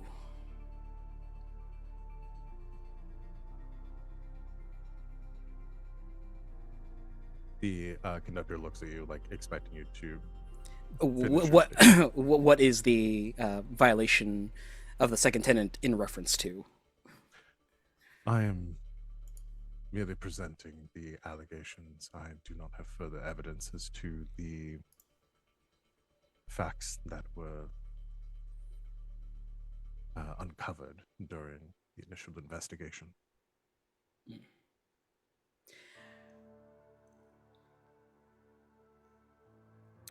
Okay.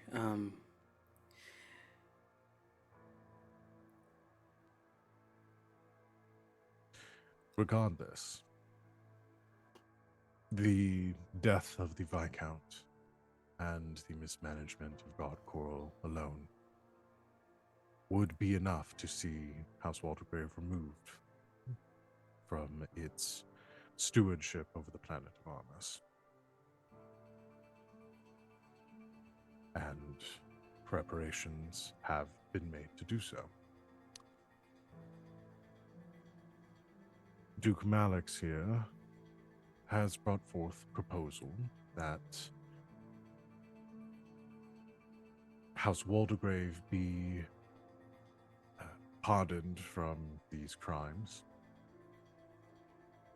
if you should agree to the union of your two great houses under specific terms.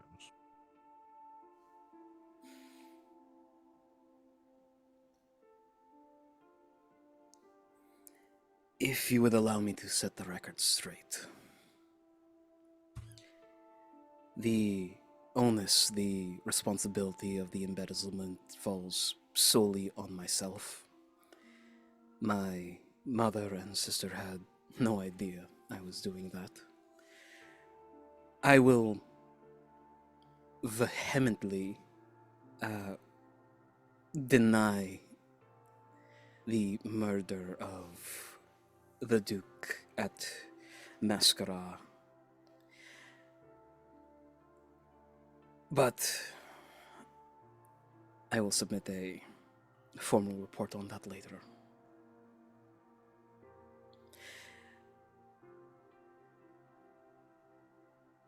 I know that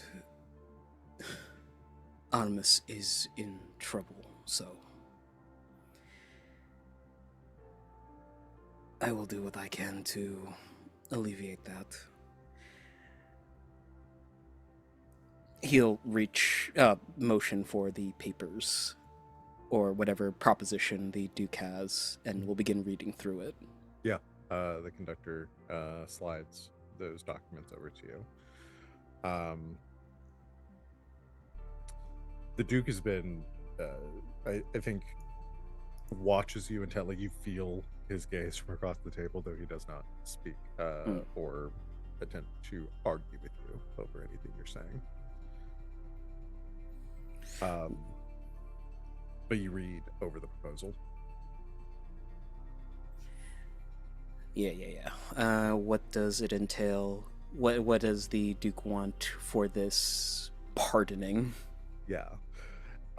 So the treaty or the proposal that has been, you do see on the front page, has been ratified by the imperial seal that he has obtained.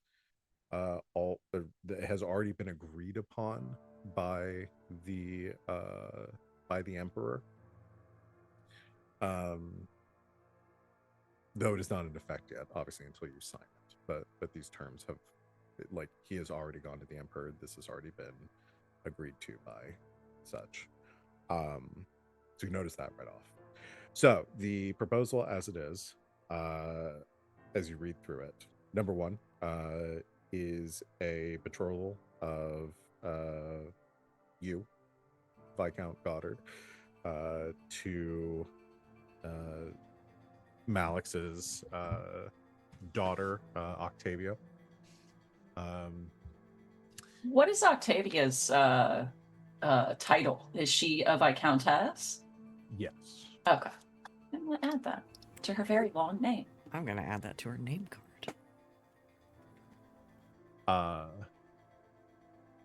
So yes, to the Viscountess Octavia, the Duke's daughter.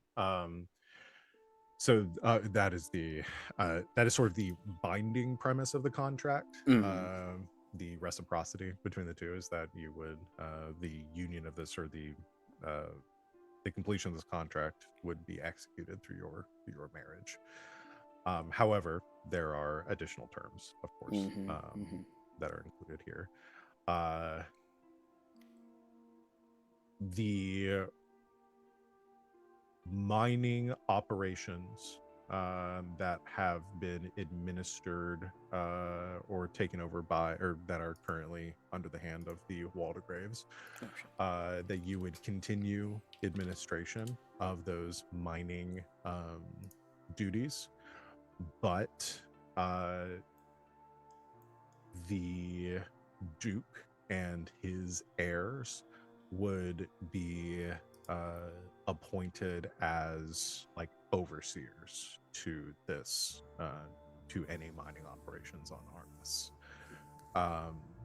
The full scope of which would include, like, essentially you would continue, like, you and your house would continue what you have been doing for the past centuries of mining the coral, but they would have final say on any decisions made therein. Like, they would be appointed CEOs essentially of the full operation, given full oversight. That would come with, and it's outlined as well, like some financial benefits to them as too. They get kickback. They would receive an equal share of the profits from the mining operations.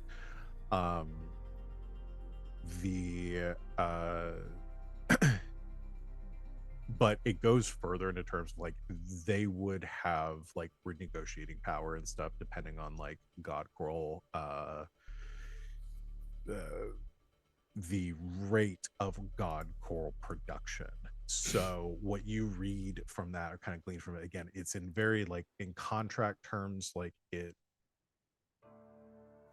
it's very open-ended, but what you take away from that is that if God Coral production were to diminish past a certain point, that their share of the profits would increase proportionately. So While ours would decrease. Okay. yes, yeah. So they would maintain the same level of profit where yours would diminish. Mm-hmm. The second kind of point of this is that they would establish permanent residence on the planet Armus. They would essentially, they've already like mapped out and have like picked off like one of the larger inhabitable islands, that they would receive that and build their own settlements there. I imagine they won't be building it. We will be building it. Yes, yeah, at the expense of House Waldegrave. But they would be given full residency. That they would have permanent quarters in Stormspire as well, like a consulate essentially, to maintain their position of authority over God Coral production in those offices. And lastly, that the establishment of a research facility that is also marked on the like there's some maps and stuff that are attached to this as well.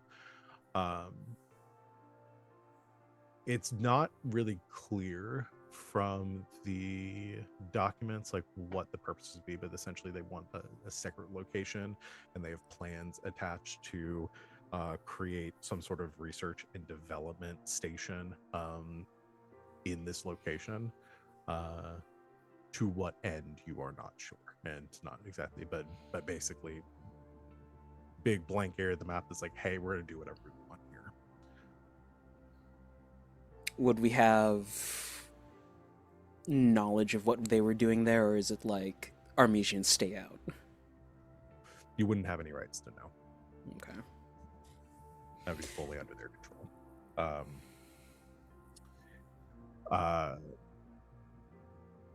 This contract would, again, the language of it is persisting through like the descendants of House Malix. What you catch from this too is that your political union to Octavia means that this would extend through any children that you would have, and you being heir to House Waldegrave would essentially persist through your descendants. I don't think it's a stretch to think that Goddard would realize that, like, essentially what would happen is by the time that Goddard abdicates, that the planet would just effectively belong to House Malix at that point.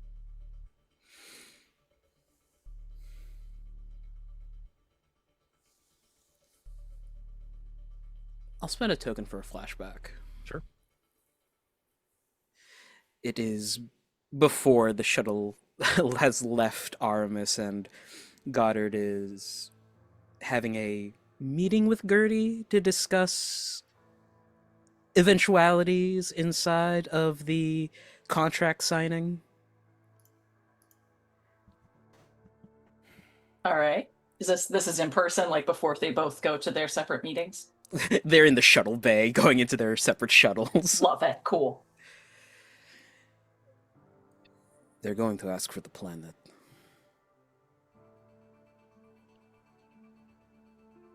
I would lose respect for them if they did not.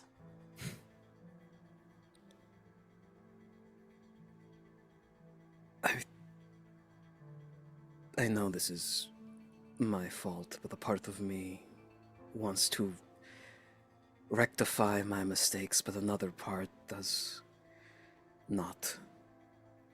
I don't want to see Artemis in anyone else's hands. Neither do I.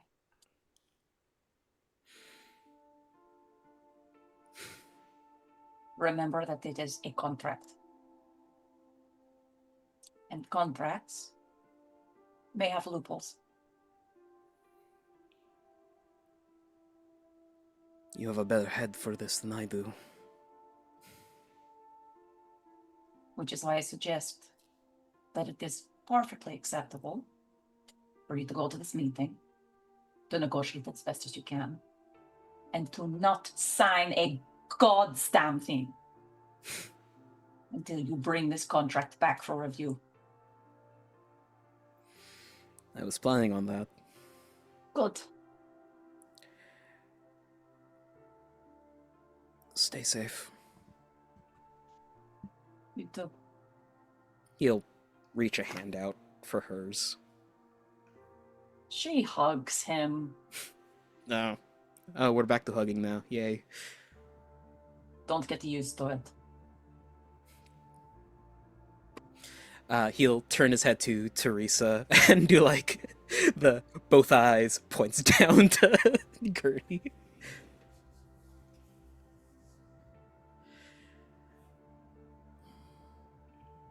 I think Gertie will just brush by Rain and say, please don't let him do anything stupid. Like I said, I'll watch him as if he were you. Watch him better. You've let me do many a stupid thing. I trust you much more than I trust him. Fair enough.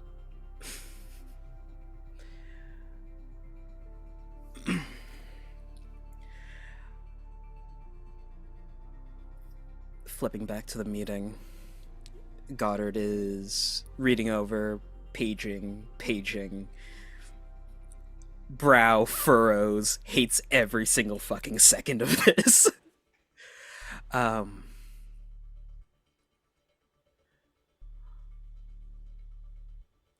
Would it be possible to hold off on the signing until further review of the terms? The conductor begins to speak. I'm going to actually invoke one of your negative tags. More? Yeah. Your capricious tag. Yeehaw. Given that Goddard is known to be unpredictable and to make strange choices and people not really sure what he's going to do at any given moment. I pull a gun out. I think the Duke actually speaks this moment. He says, "I'm afraid that won't be possible."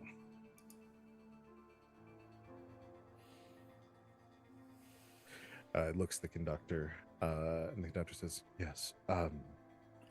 The terms of this meeting were established that an agreement must be made prior to its conclusion. This was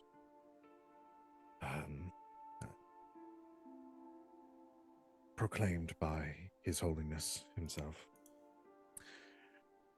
Given the tensions that are at stake and the future of the Empire, we must know the outcome prior to any party adjourning from these negotiations."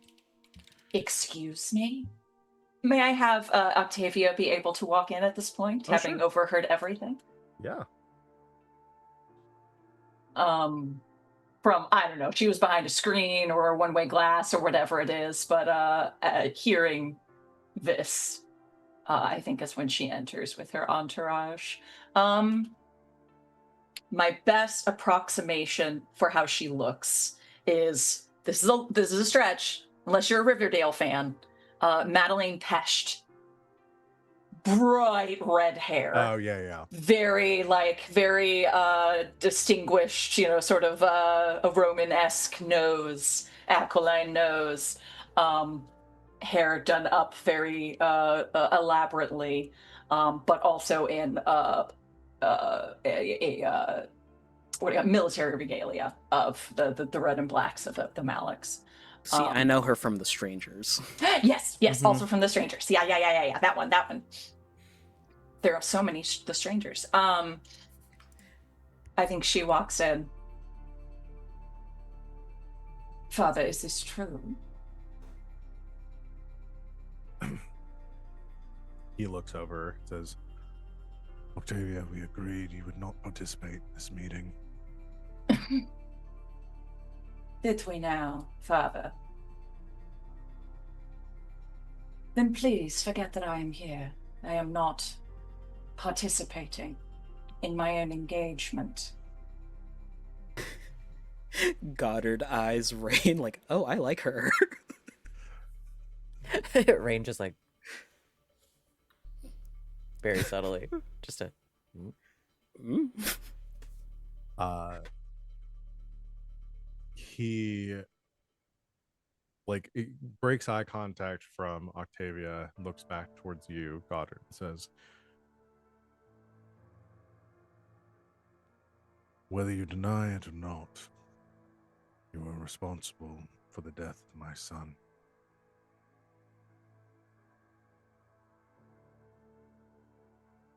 I mean to make amends for that.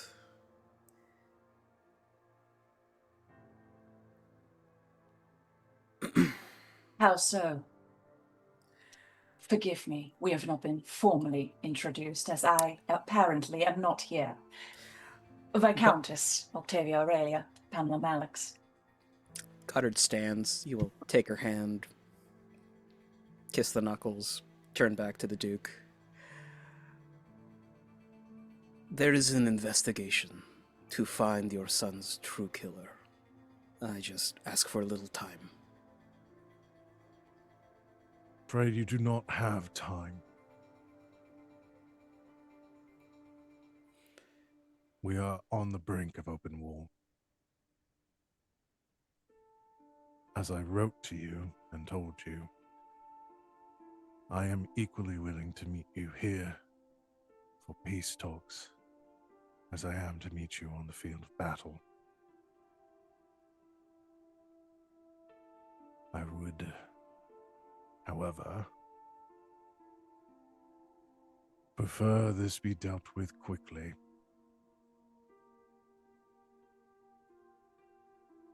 As such, I have made the generous proposition that you see before you, in which you and your kin are allowed to live out the remainder of your lives on your home.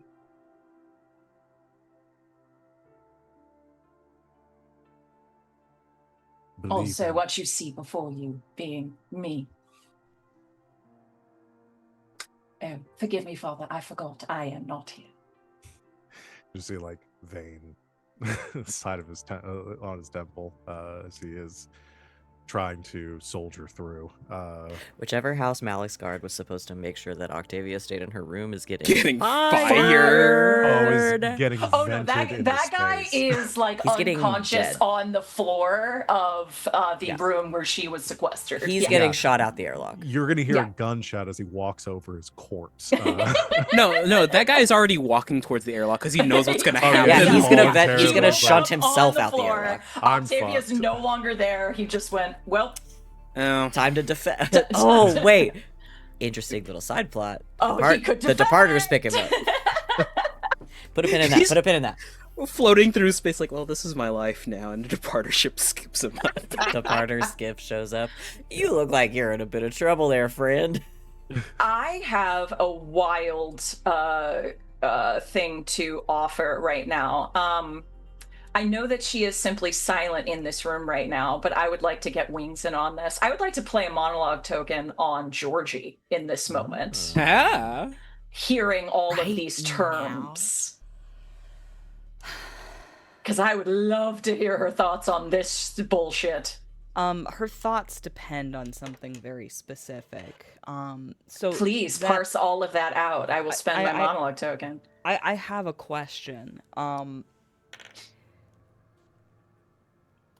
The breaking of the second tenant. Mm-hmm. Does she have an idea of why they're being accused of that? I'm not Not that I can think of. Okay. Cause the only thing that, all right, I can do. All right, I'll do the monologue. I think she's hung up on the second tenet thing. Is he taking the fall for something that I did? Do they know about Ivan? They couldn't possibly, could they? I need to get more information on this. Oh god. He is really stumbling at the finish line here, isn't he? Goddard, stand up for yourself. God damn, you are bad at this. Am I going to have to step in? And then eyebrows raise as the Viscountess walks in. Like, oh, she may have this handled. Regardless, I need to get myself positioned on that planet. Let's work on that. That's it. For the sake of Hey, Goddard, the Dowager is disappointed in you. for the sake of finding a breakpoint in this scene, I think this is what the Duke says. He says,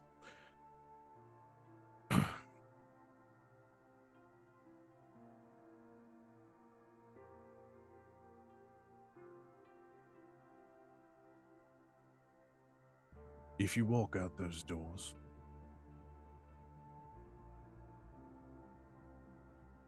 then we will assume that you are refusing this offer. However, you may have your time in your quarters to discuss amongst your attendants the terms of your negotiation, should you need assistance in doing so. Forgive me for believing you would be prepared for this meeting. Oh, is he not here either, Father? The Duke stands, looking down at Octavia and says, we will discuss this in private. Before that, I believe I have some things that I would like to discuss with my betrothed in private. He just grumbles and says, very well. But he and the rest of his attendants move to vacate the room. I think I can leave us with a stinger before we go to break. Got it. Is it? Lady Octavia. Please. Octavia's fine. We both know this is a sham, so I don't think we need to stand upon ceremony. I've been forced into a political betrothal because my brother got himself killed on your planet. Do I believe that you were the wrong responsible? No, I do not. So I suggest that you and I put our thick skulls together and figure out a way out of this. Before that, will you give me a moment? He stands, leaves the room, and enters the hallway.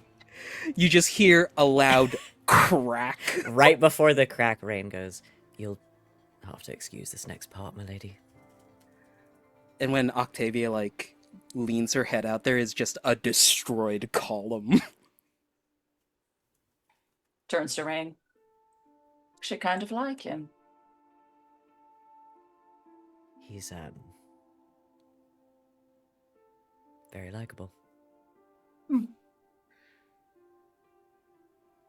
And a bit thick-skulled. There is, That's a what I line think. of blood going down Goddard's head. That I did notice. it was the closest approximation to your father I could get to. Believe me, I understand.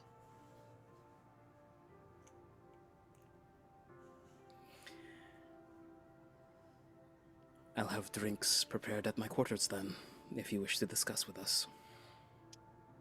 I will have to bring my chaperone, of course, but I'm delighted to take you up on your invitation, my lord. It's not quite a mocking bow. It's more like a I farcical. see what you're getting at. Like yeah. the. Well, we're gonna go Overly scheme now. exaggerated. Yeah. Yeah. Like he Okay. bows, but there's attitude. Oh yeah. Oh, he Bows gets a with very. attitude. It's not aimed at her. No, of course, no. He gets one right back.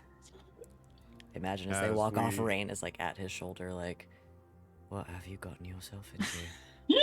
Now you understand her response, her gift back. Now, do you? Yeah. I used to envy Teresa her position. Why? I was stupid, I suppose.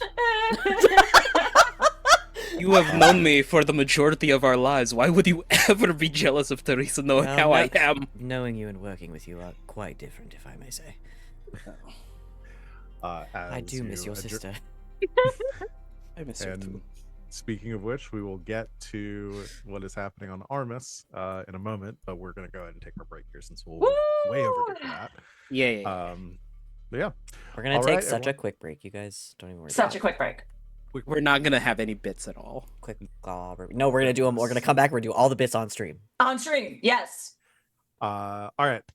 We'll be right back, everyone. Stay tuned. Go get snacks, drink some water, whatever you need to do. We'll see you back here very soon. Until then, stay tuned.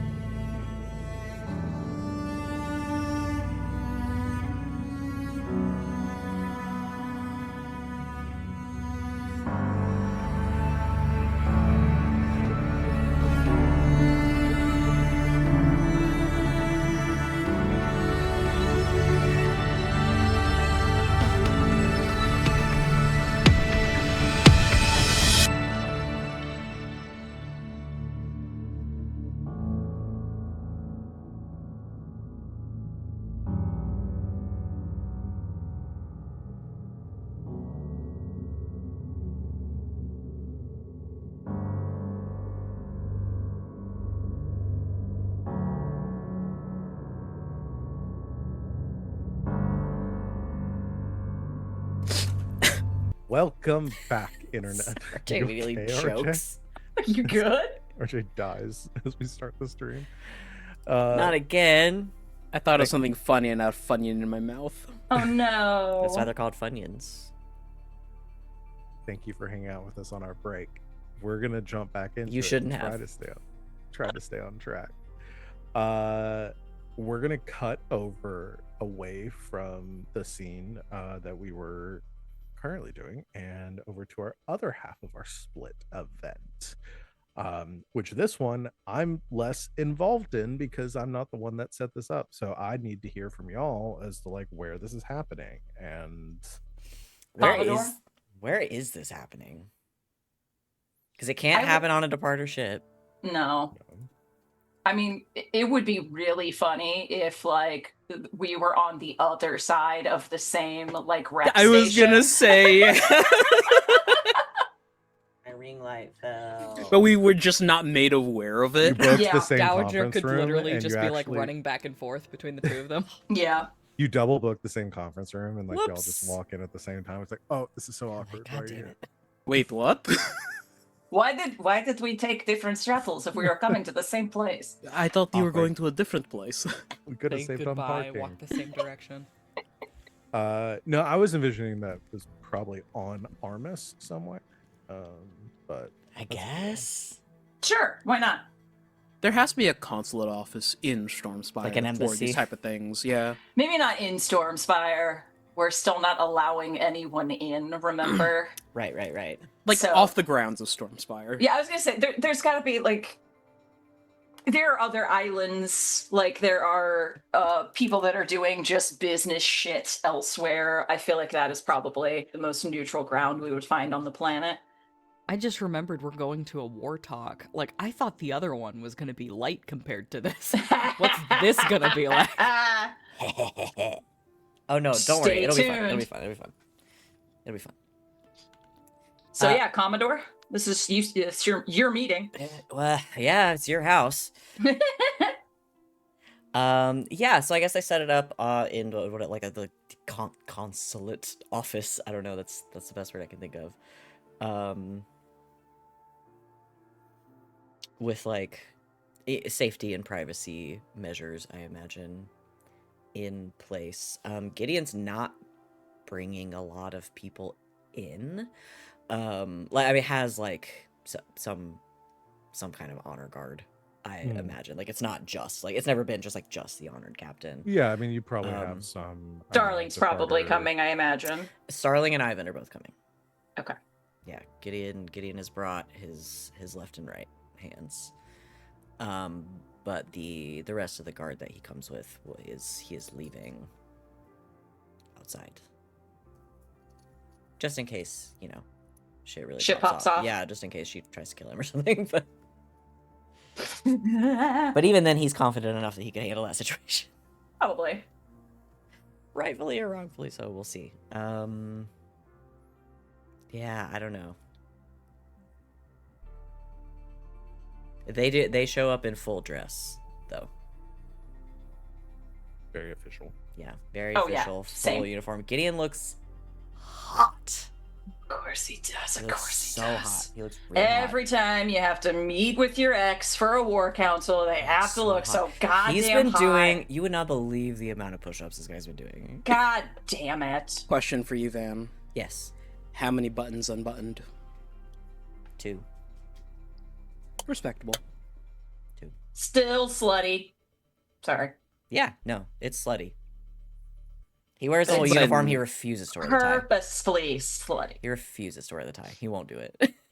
2 buttons for Instead- business, a third for pleasure. Yeah, instead he leaves the two buttons open so that his shirt allows him to have a place to hang his sunglasses on Perfect. Makes sense. without Makes them sense to me. pushing up into his throat. Makes sense to me. I mean, yes, Gertrude is also, this is a military meeting, is also in her full Armesian regalia. And has Teresa. I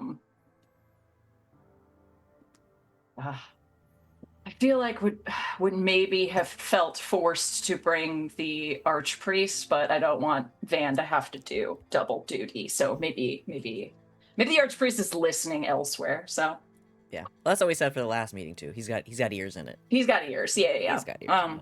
One-way glass. Yep. Standing Do behind we one-way glass. bring Gilly? And he's going to come out at a dramatically appropriate time. Of course, yeah. I don't know if this feels an appropriate place to bring Gilly.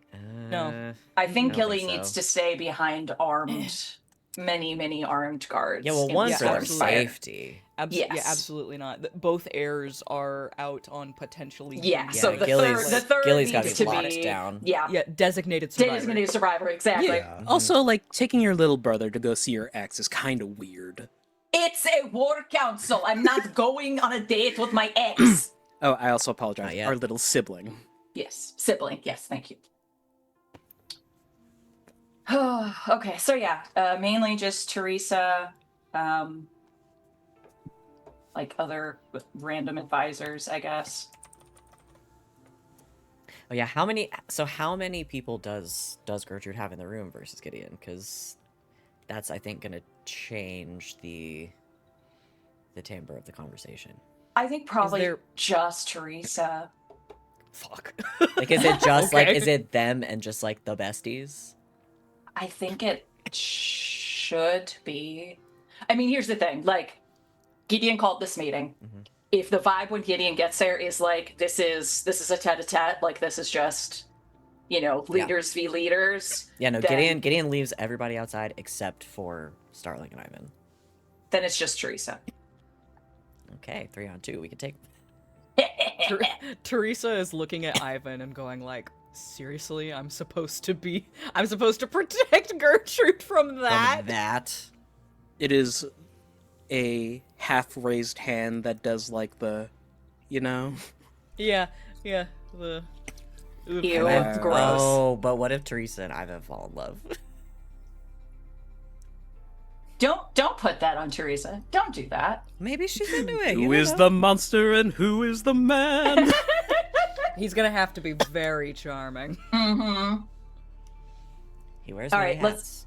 Everyone get into their accents. We got 2 Armesians in a room and one departer Irishman. So Let's go. get these accents going. He's been more Scottish than Irish lately. I don't know who he is. Yeah, it's all good. How are we approaching this, my lady?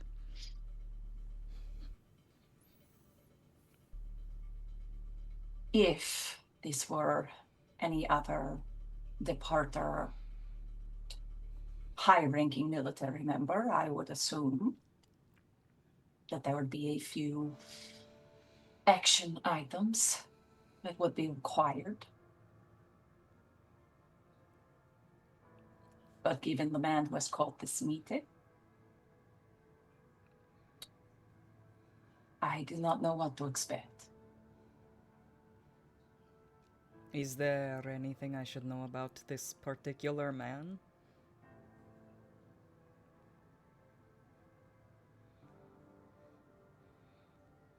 I'm sensing there is subtext. I think Gertrude actually laughs at that.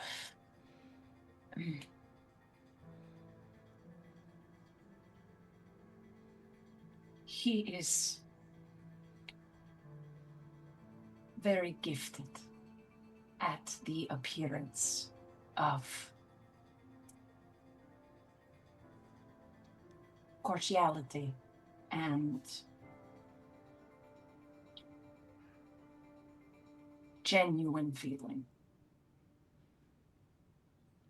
Do not be fooled. I think that I think Teresa's eyebrows sort of raised like, oh shit. She has been way too close to this guy. And it's a lot more complicated. Like, dealing with Goddard is so much simpler than this. It's all like, oh, fuck, what did I just walk into? I feel like with Goddard, it's easier to draw the line between he's doing something stupid and he's doing something somewhat responsible because there's a gulf between. Mhm. There's no It gets a between with the man. little murkier with Gertie. Yep.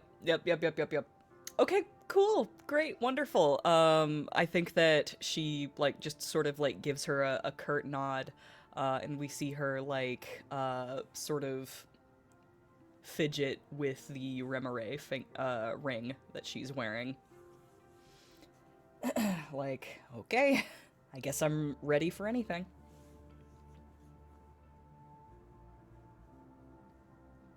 Gideon and Starling don't have to have a similar talk, 'cause Starling has a lot of information going in. Yeah, Starling's just kind of like standing slightly behind him and be like, "This is stupid." Excuse me? I said this is stupid. Helpful, thank you. Ivan. There's no way that this goes well. Oh, come on. Give me a bit of credit. Look, I even took the sunglasses off, okay? I'm so proud of you. I'm so close to firing you. Did the Departers arrive before the Armesians? I assume so. Probably. Ivan drops from the ceiling of the room. There are no bugs in this room. Good. See? At least one of you has something useful to say. You should button up those 2 buttons. This is an official capacity. See, what did I say? There is something to be said for looking good while you're conducting business, okay? Which is why we're saying. Wait, do you think it looks better with the buttons undone? Yes, I do. Do you know Look how many like a push-ups I do slob. every day? Yeah. 100. That's before breakfast. Some of the rest of them you don't see.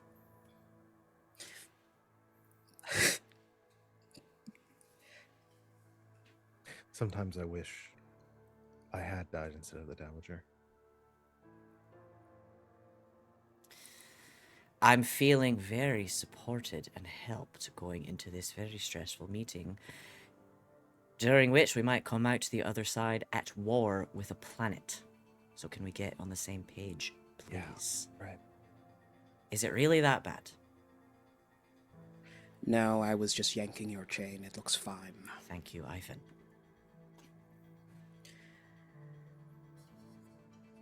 Commodore, you are a very capable person. I don't need you to blow smoke up my ass. I'm not. Then thank you.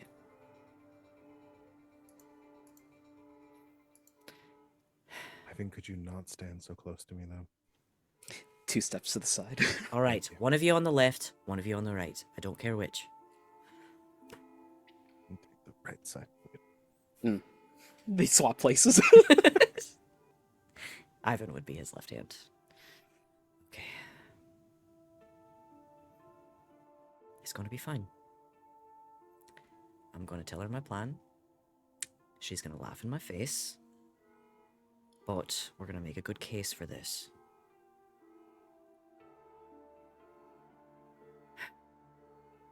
But I need you both to back me 100%.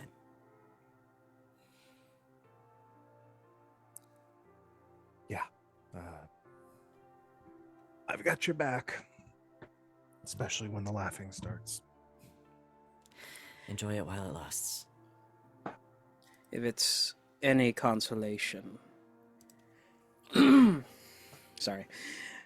My allegiances will always remain firmly with the Departers. I know. I will follow the Commodore into any battle. And since you wear that mantle, show me where to go. Bye.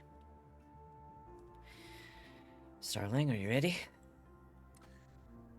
Yep, as ready as I'm gonna be. Just keep it together when she starts laughing at me.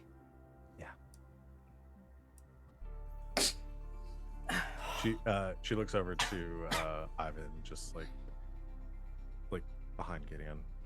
Do we still have the bet on whether or not this is gonna work? You motherfuckers. He pulls out a small receipt that has both of their signatures on it. And then we'll roll it up and tuck it away in a breast pocket. No, you gotta tell me who bet on what side. You have to tell me. Ivan has full confidence that we'll get out of Okay, this. yeah, I think that Okay. makes most sense. Yeah. He did say we'll get out of this. He doesn't say how. Well, that's his job. We don't have to know how. Okay. Meaning time.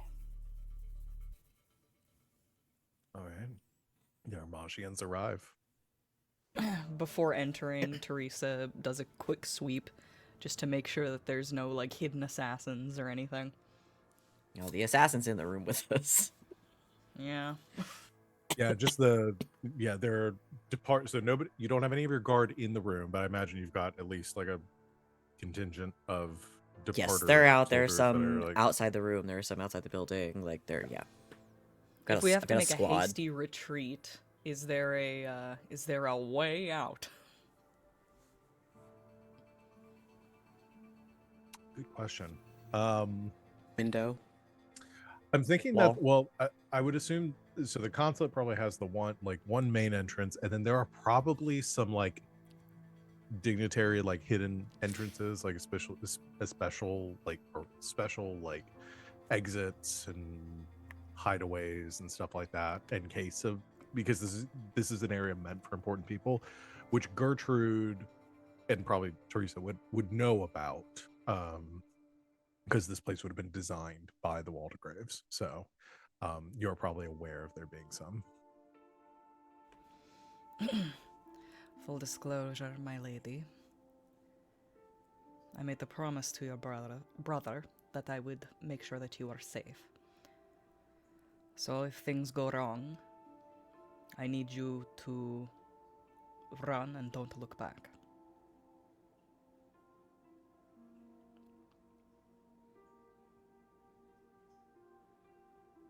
I could not leave you, Teresa. Even if it were a command from your superior? Oh, we're going to play this game now. I am not playing a game, I am simply delivering a message. You received a direct order from the heir of the Waldegraves that if things go south, I am to be shuttled away while you fight to the death. Yes, I believe that is the protocol.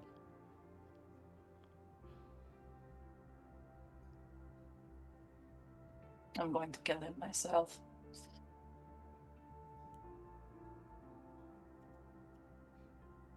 Let us hope you have the opportunity. Bold move from Teresa. Big fan.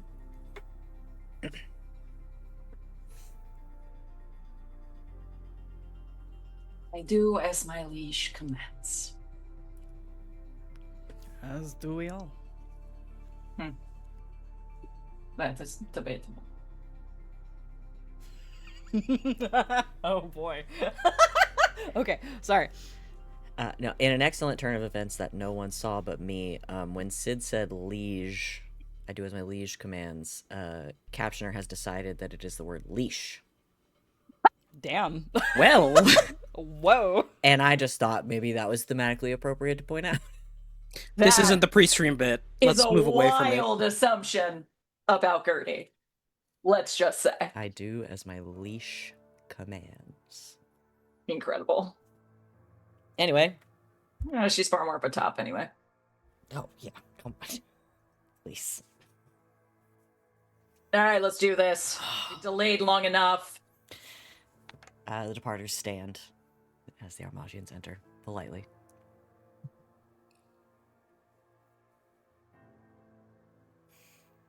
Commodore? Viscountess. Captain. Honored Captain.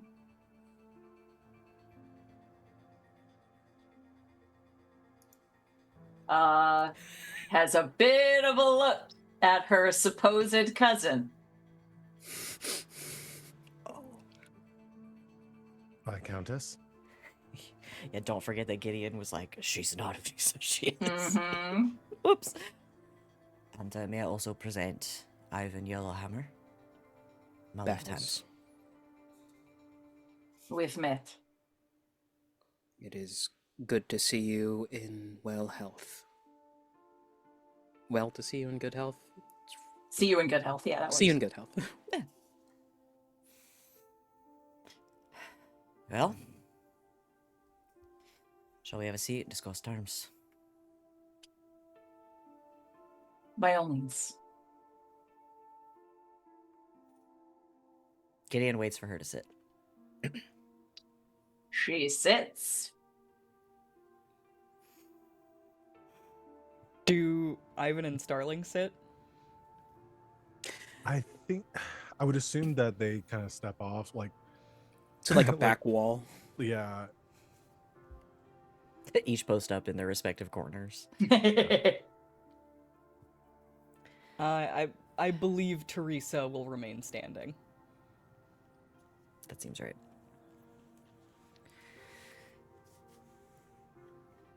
Gonna be honest, I expected you to bring more of a guard with you.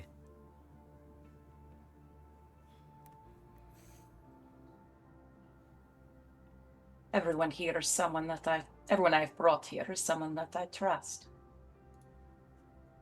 Trust is a rarefied commodity these days.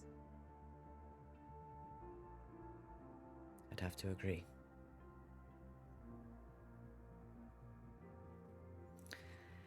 Well, shall we waste time with pleasantries? This is your meeting, Commodore. No. It's our meeting, and I'd like us to discuss terms on equal grounds.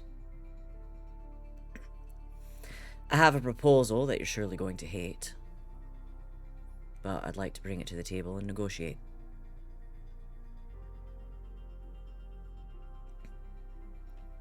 By all means.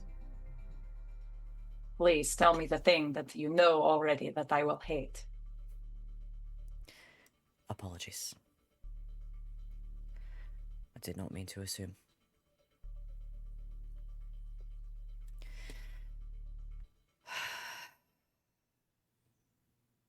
I'd like to avoid bloodshed on both sides. I believe that is something we can agree on.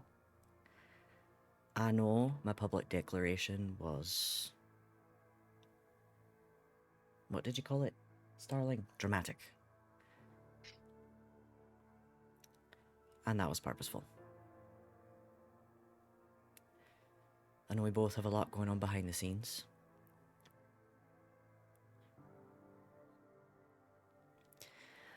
But I think I have something that we can make work to both our advantage, if you'll hear me out. I am here, am I not? Yes, but by the look on your face and the tone in your voice, it seems I have you here under duress.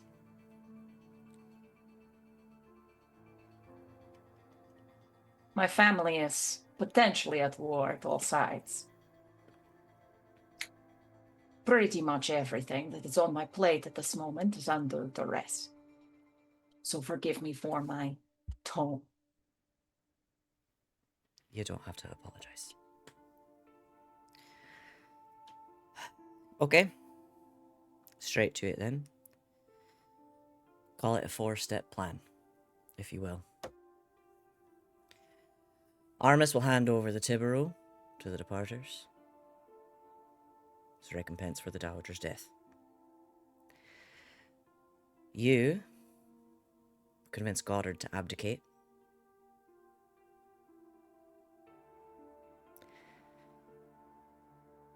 And you will officially take over as heir to the duchy. And you'll marry me. I fucking do it! I fucking called it! Anyway, Underneath Ivan's mask, an eyebrow shoots way up. Hear me Think- out. I think Teresa like literally turns to Gertrude to like read her reaction to this. Starlight Yeah, was well- fully like in the corner, like this. He sounds even more stupid now that I hear it. out Because loud. Starling was the only one that knew, because they talked about it. I let him get through with Gertrude's this. eyebrows are in her hairline, but there is no other reaction at the moment. Hear me out. Your brother's in a great deal of trouble. I know you know that. I don't have to say it.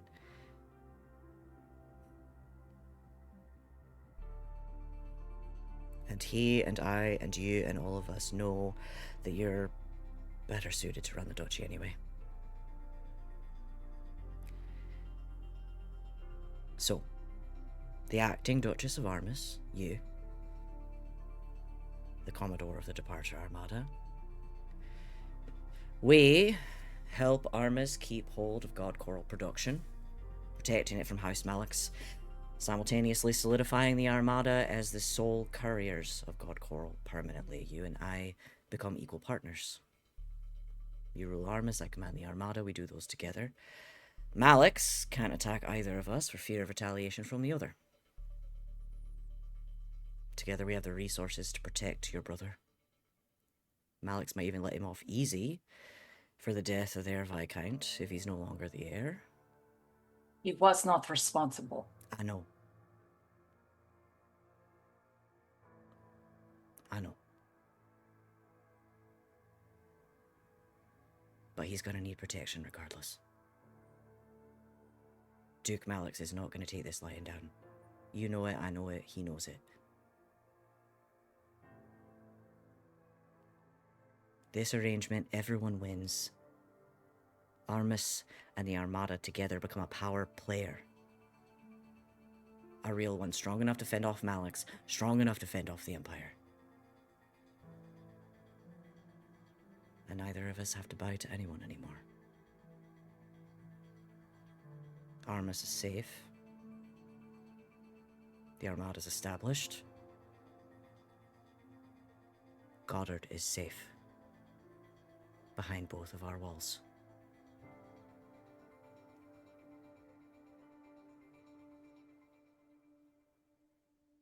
This is a lovely bedtime story, Commodore. Did you plan to tell me your actual idea at some point?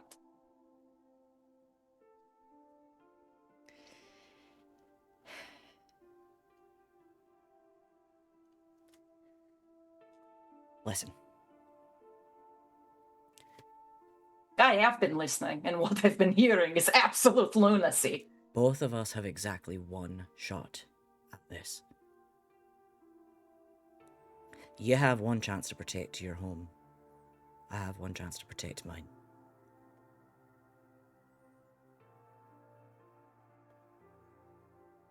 And together, Armus and the Armada are strong. Really strong. Otherwise, Malix is coming for you.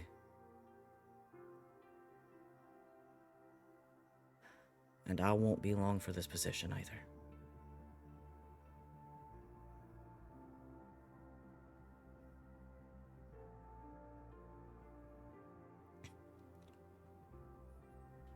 Do you know where my brother is right now? I assume somewhere very important.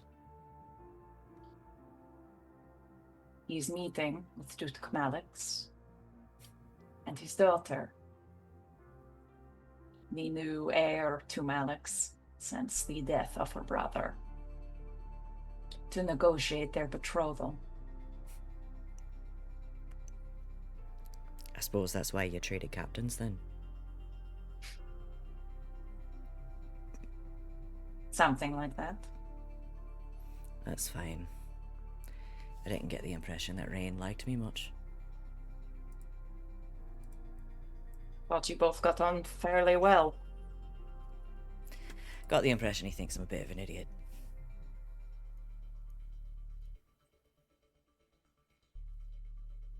Given that I do not wish to cause a war between our people with a slip of the tongue, I will not comment further.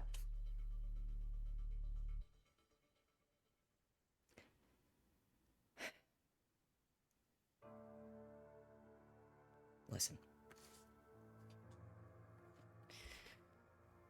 I said it once. I'll say it once more. We've got one shot at this. And I want to be upfront with you. You choose now to do so? I want to be upfront with you about some things going on behind the scenes in the departures that you otherwise wouldn't know about. And that you probably shouldn't.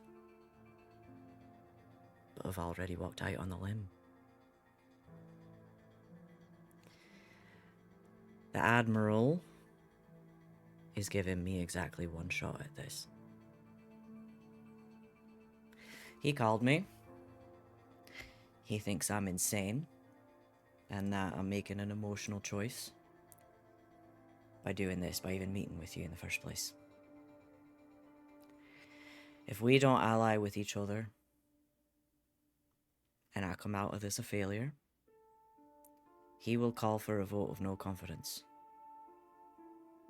He will oust me and my people,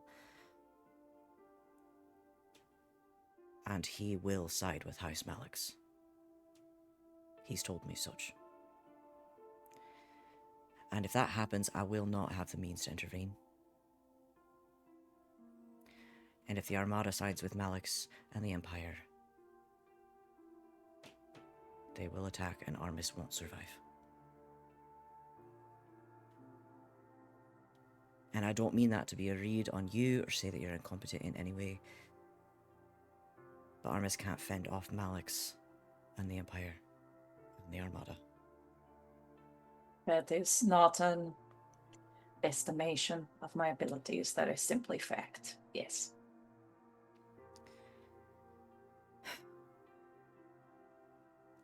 What of the other faction?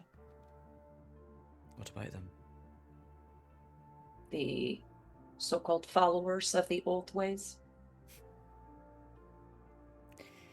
They've been a thorn in our side for a long time. I think they can wait a few more weeks. Do you misunderstand? Where would they follow if things proceed as you say they will?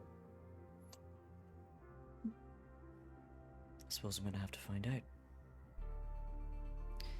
Departures, all departures, do what it takes to survive. Even throwing their forces behind the Empire?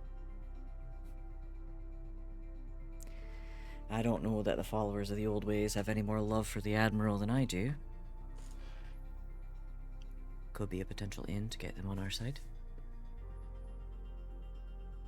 I'm willing to try.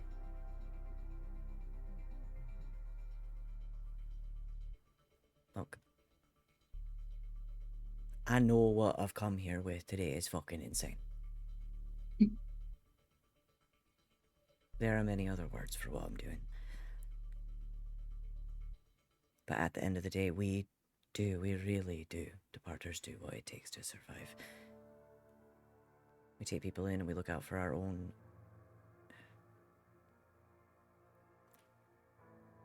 Gertrude, if you and Goddard wanted to take refuge with the Armada for your safety, I'd take you on without a second thought. I'd even recommend it. But I know you won't. You would be right. You're like me in that regard. You'd gladly walk to your death head held high before you ever surrendered. It is not about pride. This is my home. I know. It has nothing to do with pride and everything to do with love. You love your home, you love your people. And you'd walk to the gallows for them.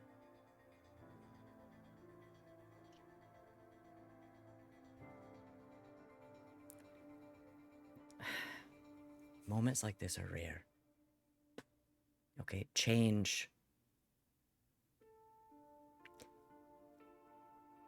Change usually falls on us like a load of bricks. We don't see it coming. We don't plan for it. We don't control it. Change happens to us, and we tumble through the moment with no awareness. We take stock after everything is said and done. What I'm offering to you is not this time. This time you and I together can have our hands on the lever. But you can be the one stepping off the ledge rather than being pushed over it. Instead of letting the change fall on us, we can usher in the change. She gives him a really hard look at that metaphor of being pushed over the ledge. Sorry, continue. No, you're good. We can usher in the change. You and I together can take hold and be in control of this moment and change the Armada and Armus and the Empire forever. I am not going to force you. And I would never force you to do something you don't want. If you want to walk away right now, I understand.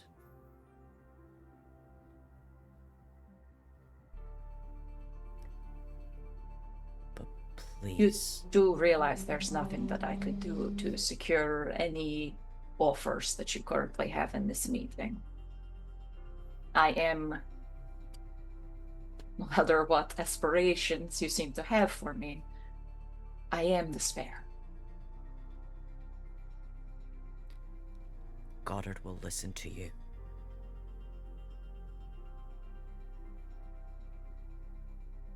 You can spin it however you want. But at the end of the day, between the two of you, you're in charge. You know that. He knows that. I'm not asking for an answer right now, but I am asking you to consider this because I think it's the best deal you're going to get.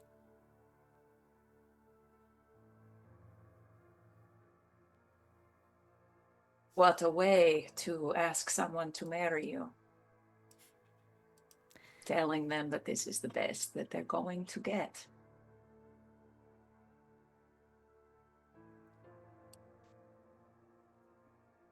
If I was going to ask you to marry me for real, it would be much different. Yeah, she stands up out of her chair at that. Does a little pace toward the wall.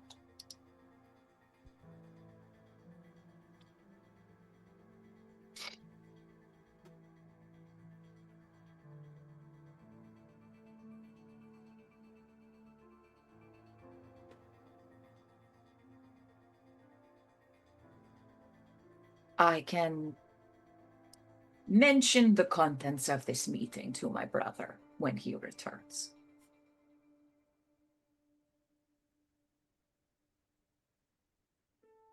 That is just about all I can promise.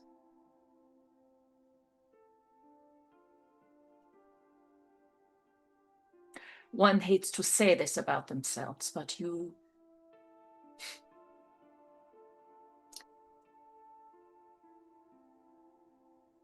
tend to overestimate me, Commodore.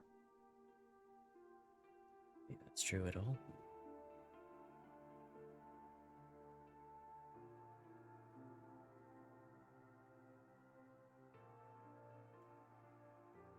I wouldn't have come today if I didn't think something would come of this. The Admiral may not believe in me. Some of the departures may not believe in me. You may not believe in me. And that's fine, I deserve that.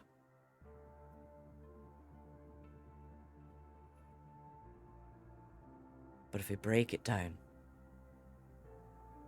this is the best chance for both of us. Two people, even ground, who would die for their homes, but who can choose not to and can make a greater impact instead.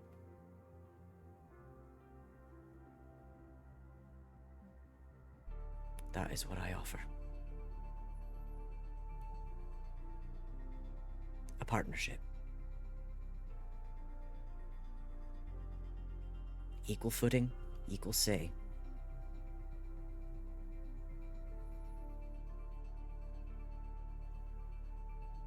And something new and greater than both of us.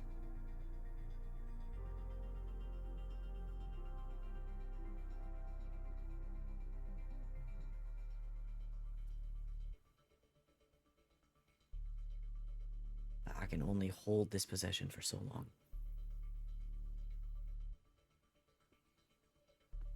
If you say no, I'll respect it and I'll understand it.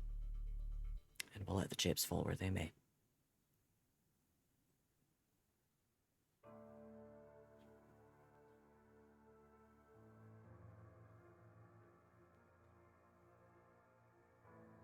I will discuss your proposal with my brother.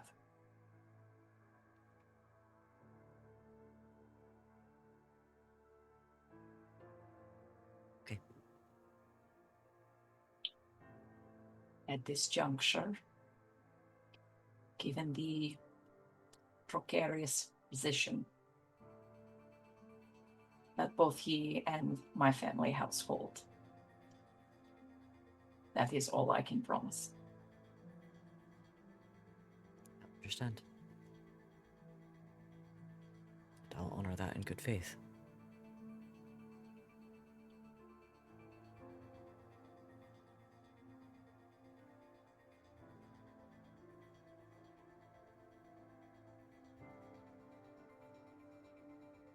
We are already on the lookout for a Tibero.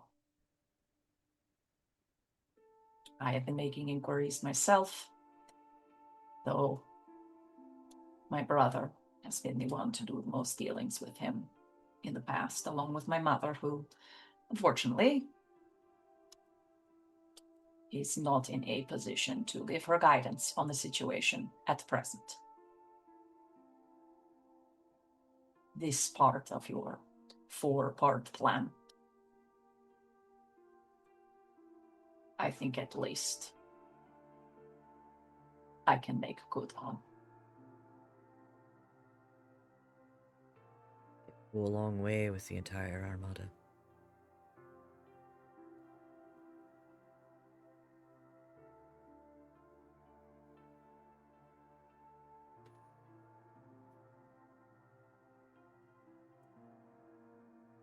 I will continue searching.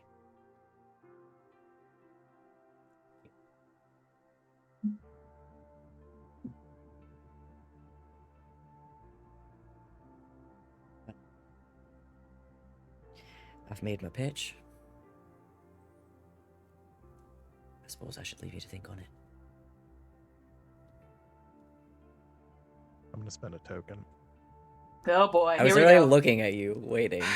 Here Yeah. we go. Need to let the scene. I'm about to pop off.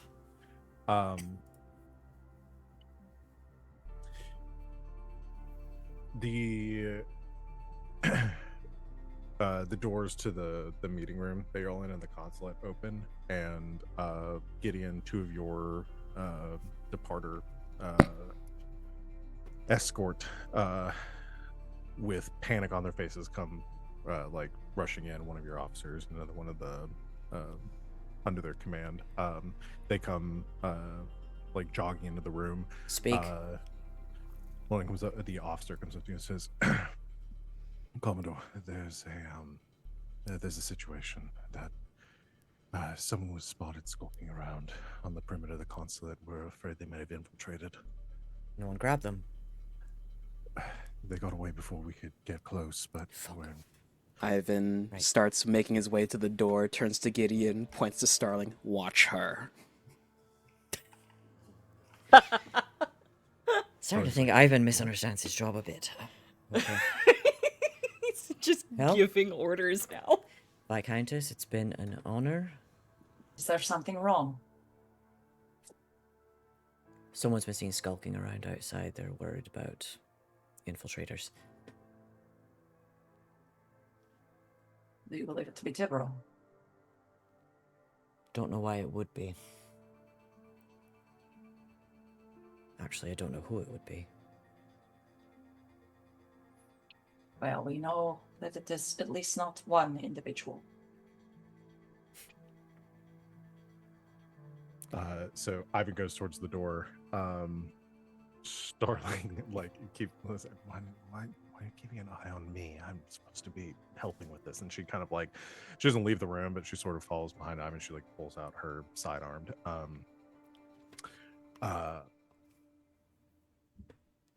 Gideon,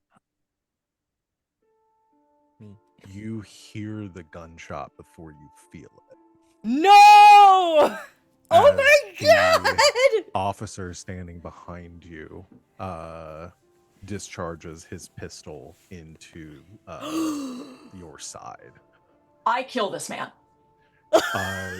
As that is I happening, take my sword out and kill this man. Let me do the story here. This is something. No story. Kill. Uh, Only kill. As Gideon, you feel like Can I say something because I feel it? yes. Turn towards this officer. That's how I know you're not one of mine. You would have been a much better shot. Starts to collapse. As you start to collapse too, Gertrude wheels around on you. You can see like anger in her eyes as she begins to draw her attention towards the officer who just shot you. I don't know, Gertrude, you're charging up some psionic shit or what? I was going full sword, honestly. Yeah, you begin to draw your sword. Yeah. You see the other soldier behind Gertrude raise their pistol to the back of her head. Can I spend a token as Ivan? What does Gideon want to do first? Woohoo! You know what I want to do. Describe it for me, baby. I have a okay. All right. Okay. go ahead. I've got something too now. If there's a gun to the back of my head, then some I psionic don't shit's think happening. Gertrude notices it at this moment. Oh, okay. This is your focus turns to the officer as Gideon begins to collapse. The officer, like looking at you, like the other departer soldier in your blind spot behind you, like preparing to just execute Gertrude. Where the fuck's Teresa? I everybody's talking too fast. Teresa, Okay. you can I'm assuming would love Teresa to react. is also turning to react and pull her gun, but Gideon's moment here. What happens with Gideon? There is a split second where Gideon, having been shot, falling to the side, kind of almost to one knee, looks up, sees Gertrude, clocks the person behind her, and time stops in the room. And I think there is this big, maybe not big, but there is, like, I haven't had to do this before. This is very fun. There is a like pulse of energy that radiates out from him, and I think just for a brief moment, everything in the room stops. Time stops. Everything freezes in place, and Gideon locks eyes with Gertrude, and his eyes go from this like hazily amber to this bright like molten gold.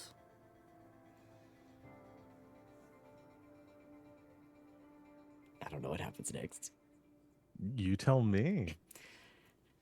And then we'll spend a token. Or, well, I guess you tell me, do you want to spend a token here? Or do you want to take a token for doing fucking magic? You thought. What does the magic request of you? What does the magic request of me? So do you want to pay a token? Or, yeah, I haven't had to do this. You decide if you want to pay a resolve token, meaning your magic is successful and resolves more or less as intended, or take a resolve token, your magic has significant drawback or complication. I'm gonna take it. You're gonna take it. I'm gonna take the token. We talked about Okay. this. I'm gonna take the token. Okay, so I'm gonna ask then the question here, and then I'm gonna have you narrate what happens, Okay. but in also answering this question. Yep. So show me when you're making magic. So the answer, the options are for the people at home. How do you hurt someone important to you? How do you earn the enmity or hatred of a faction? What significant sacrifice do you make to cast this magic? How does the magic consume or possess you? How does it linger inside you afterwards? And how does this act of magic go disastrously out of control? There's two that are very interesting. Yeah, I mean, some of the stuff we talked about a little bit. I don't know if it's necessarily the question here. I think the disastrously out of control or the consumer possess you. I think it's They're gotta the be. two I was thinking. I think it's gotta be. I think it's gotta be consumer possess you. Let's do the consumer possess you. Me and I'm Val gonna had a long ask talk you, about this in the car. yeah, how does this magic consumer possess you, and how does it linger inside you afterwards? Okay, so I think this pulse of energy goes out, and his eyes shift into this like almost like glowing, like sort of like molten metal, like gold color, and he locks onto Gertrude for just a brief second, as everything is kind of frozen around them, and he just looks at her and says, "I'm so sorry." And then almost like I'm struggling with how to describe this. Struggling with how to describe it. But I think there is like almost like moving out from him. You guys know the like illusory doubles you can Yeah. do in Dungeons and Dragons. I think it's Yeah. almost like that, where like for a brief moment, like time freezes, and there is Gideon, and then there are like other like projections of him that have come out of somewhere that he's projected into this room and are taking out the threats, Yeah, right? And so like for like one of them like almost like pulses through Gertrude like a ghost and impacts the guy behind her, impacts the captain that shot him, the other officer that's in there, like anybody that's coming into the room that he deems as a threat, like they all drop all at once. I love that. So Gideon has a sword, right? He's got a big old fucking sword. Big fucking sword. Yeah. Big fucking gold sword. Yeah, so these projections, like alternate versions of Gideon, like shoot outward. You see like slashing through the guard, like one moves through you, Gertrude, and slashes through the soldier behind you. The other turns around and just like hand through the chest of the officer, like ripping out his beating heart. Ivan, as you're moving out into the hallway, you see the rest of the soldiers that were here with you, part of this group, are like gathering around the corners with guns pointed as they begin to turn around on Ivan to gun you down as you leave the room. And you see these further projections of Gideon like through the walls, slashing down, cutting through, snapping the necks of these other soldiers. As Gideon is doing this unconsciously, Ivan's just gonna bark, "Save one!"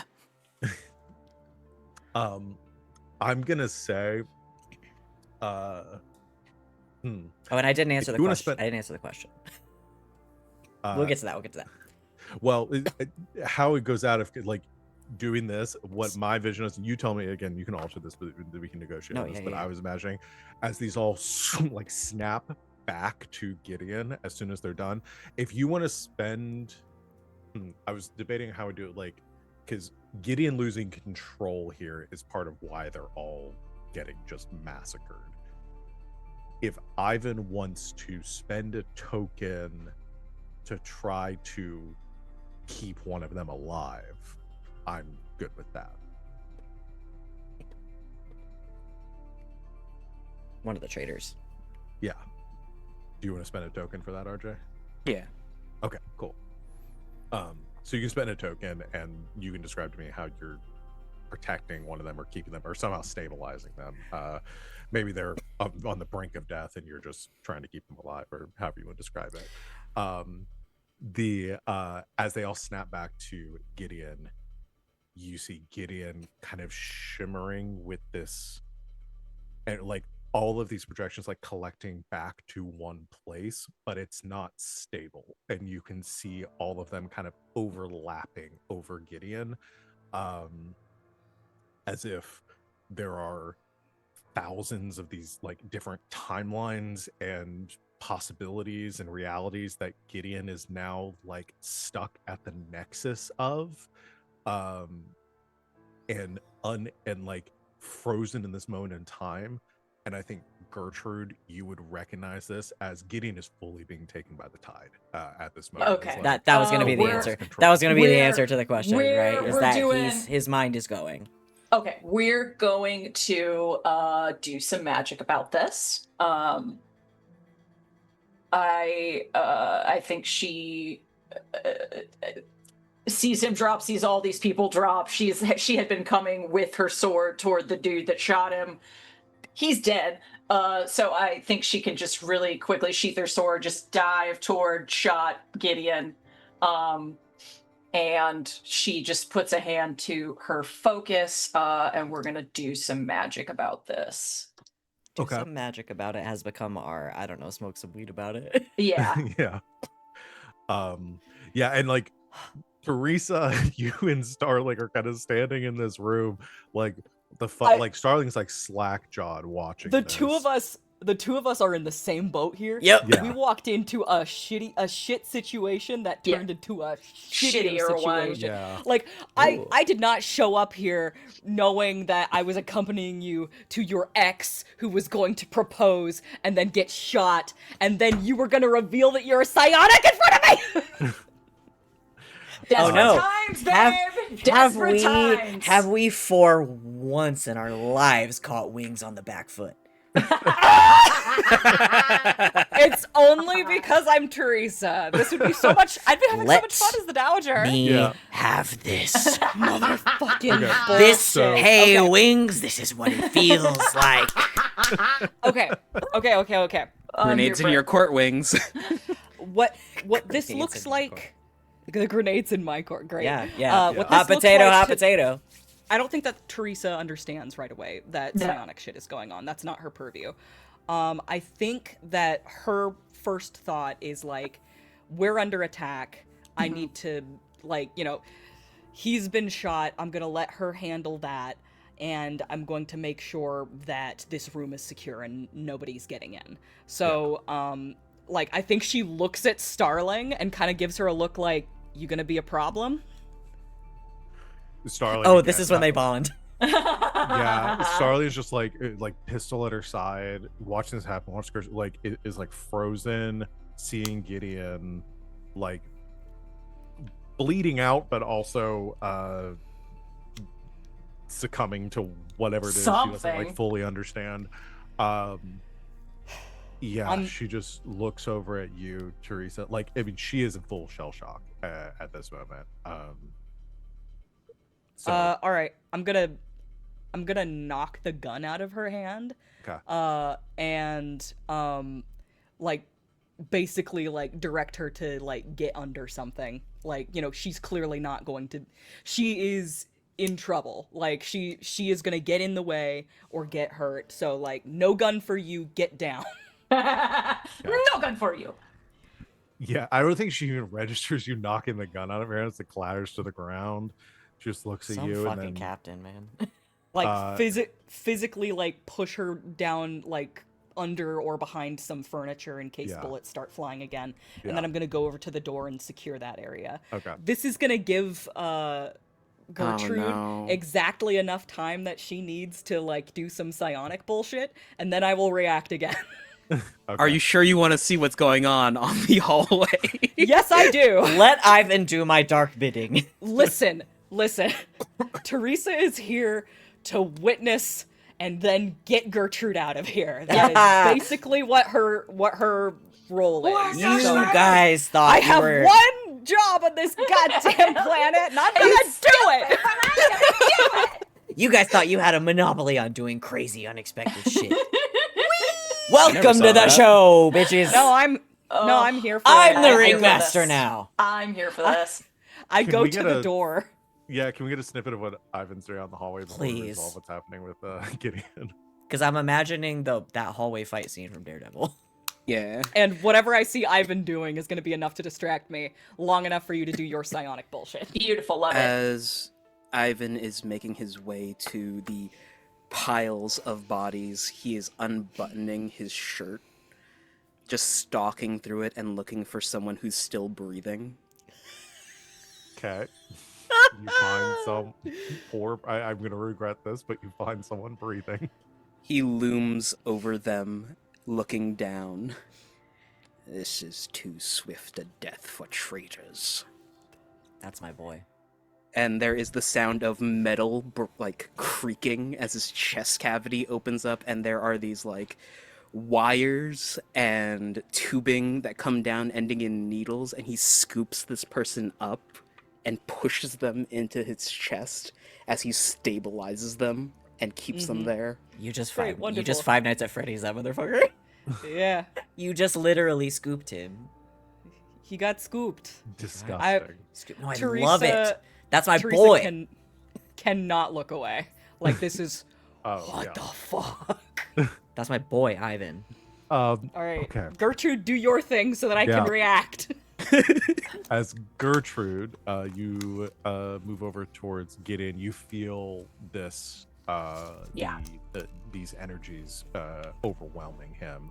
Yeah. I think there is like Something- a heat coming off of him. Like, Yeah. I keep coming back to that like molten metal thing. Yeah. I really do think it is like a forge.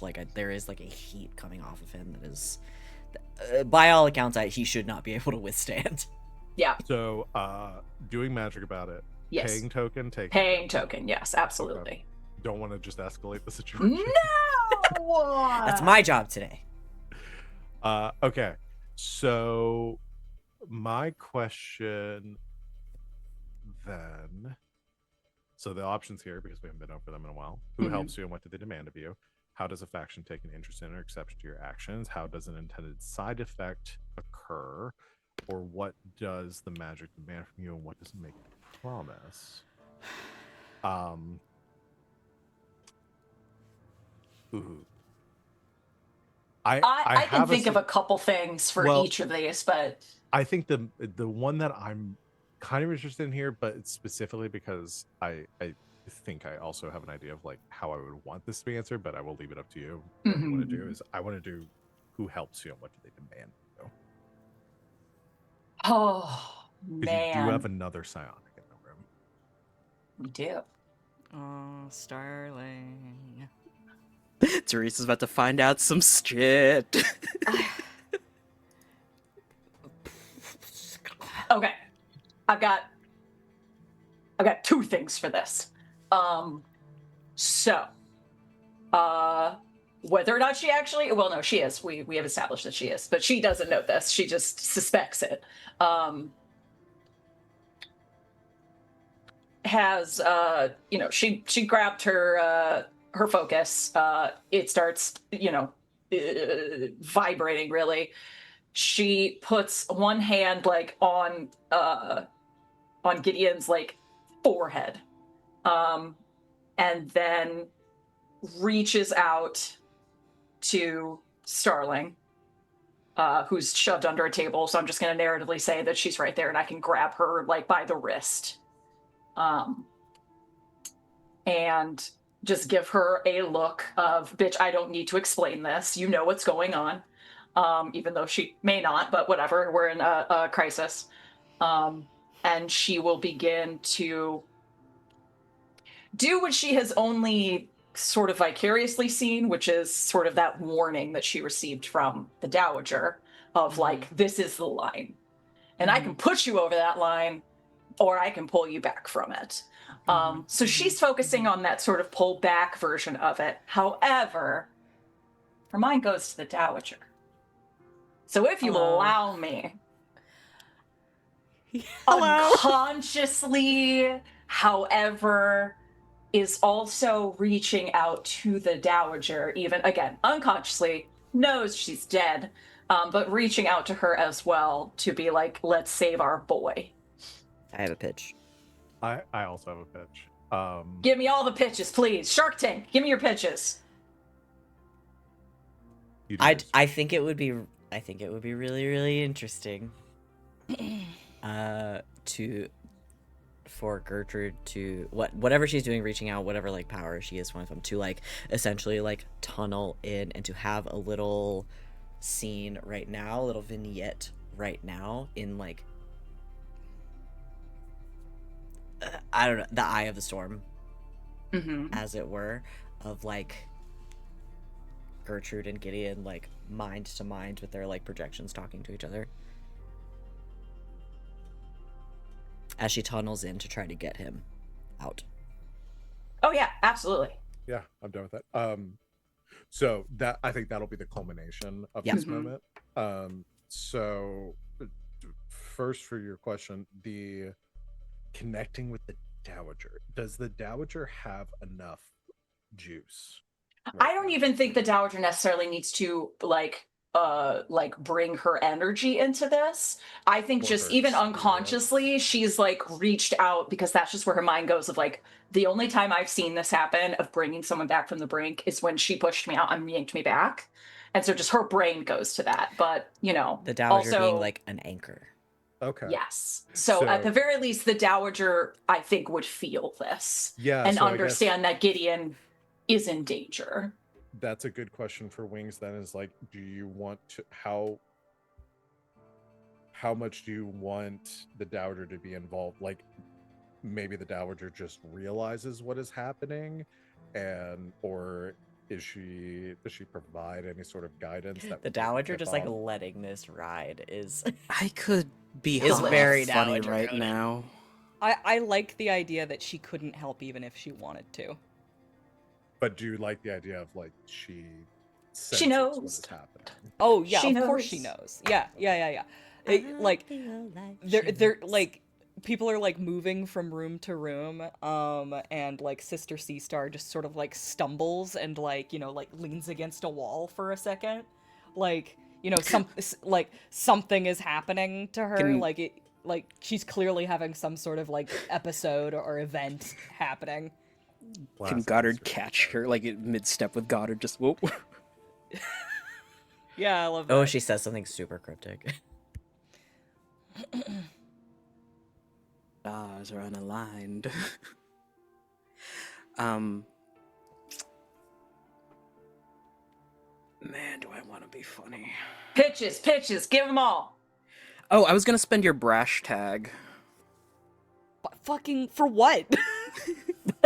Regardless of what advice you get, you're gonna take the nuclear option, or Gertie takes the nuclear option. God fucking Marwa is so funny. I like this. So you want to spend the tag to maybe have whatever the resolution of this be more extreme than it would have otherwise. I like Okay. that. I want to blow this roof. Well, don't take that. Yeah, don't actually blow the roof right off, but Okay. The one thing I wanted to add, this is not as dramatic. This is more of a personal drama sort of thing. And Yeah. this is mostly Yeah. Van No, of that course. I get to ask if Me. you're good with this. As I think Gertrude reaches out, Starling is cognizant enough to know what's going on. She's just very focused on like, feels this power. She is not in tune enough with her own. She hasn't been trained to do anything like this. She takes Gertrude's hand, and Gertrude, you feel that she does have these psionic ability. Like this is a fellow psionic. confirmed. Maybe that's where you instinctually kind of reached out in that moment, even though you didn't consciously know.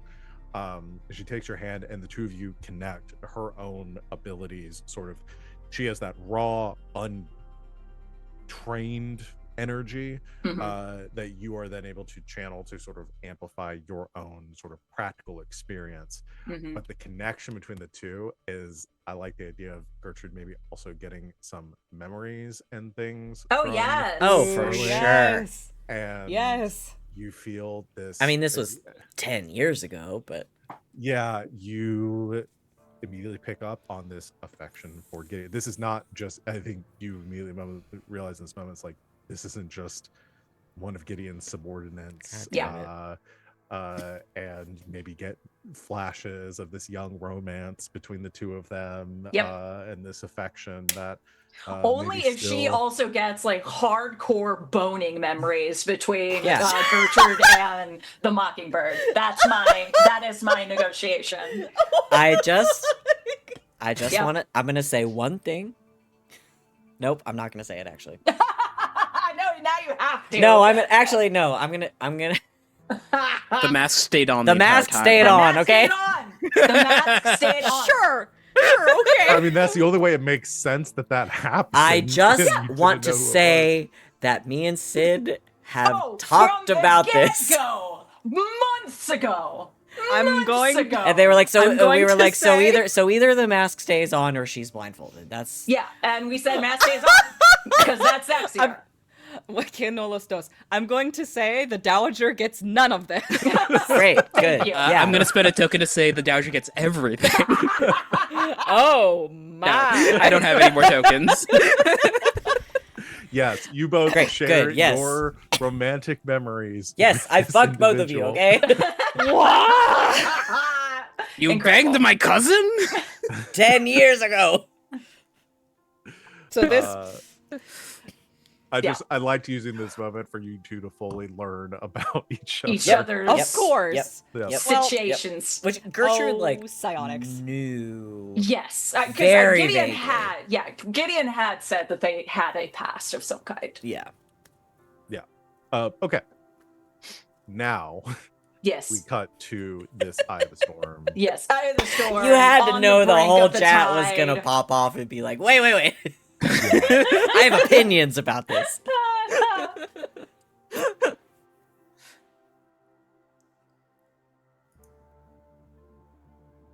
So yeah, we come to like the miasma of chaos and madness that is the tide. Yeah, Um, I just think in there somewhere, like, if she gets all the way in and does actually reach Gideon, like, there is Yes. like almost like a breaking through of the storm wall, and there's just like peace. mhm. What does this look like? Okay, so my imaginings of the tide. Other psionics, please feel free. Yep. We're in like grayscale. We're in like it's a lot of like metallic grayscale of just chaos, right? Yeah. Things are swirling everywhere. Like this is the brain's madness. This is psionic madness. And it is more a frame of mind. Obviously, we're not physically there. So I'm seeing a very like chaotic nightmare dreamscape of like grayscale and swirling madness. I think that everybody perceives it differently. Mhm. So that's where Gertie's at. That's where Gertie's seen it. Gertie is like in this crazy like silken shroud in her mindscape of where she is right now, and sees Gideon. I think the closer she gets to Gideon, like the calmer everything becomes until she is like right in front of him. Mhm. And I think I don't know if it's him, I don't know if it's like his soul, it's just like projection of him. I Mhm. guess it was just like standing, sort of like head bowed. And as he realizes that she is there, everything kind of goes quiet, like a little bubble Mhm. around the two of them. And he looks up at her. Again, those eyes, like where they were amber before, like this bright, like shining, kind of golden. Oh, I love that because in Gertrude it's all grayscale, but then he opens his eyes and it's just this one ping of Yeah. like the bright gold. You shouldn't be here. Neither should you.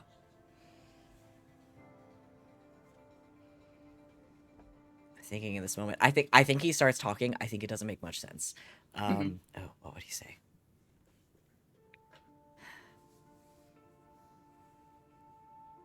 It is nice to see a familiar face amongst the madness.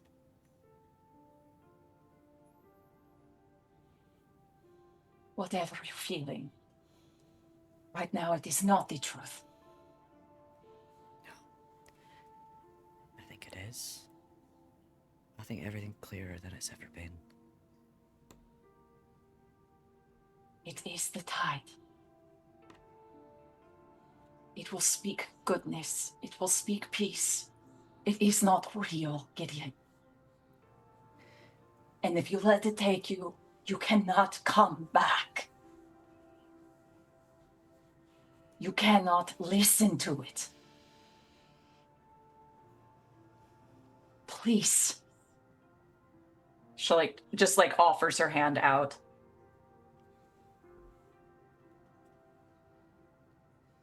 There was a song my mother used to sing. A story she used to love to tell. About a princess of spring.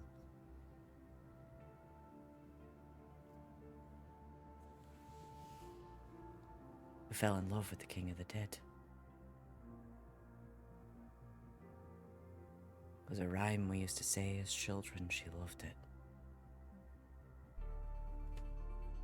Quarter, fauna and flora.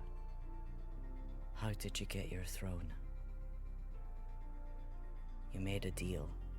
You traded daffodils for a kingdom of ash and bone.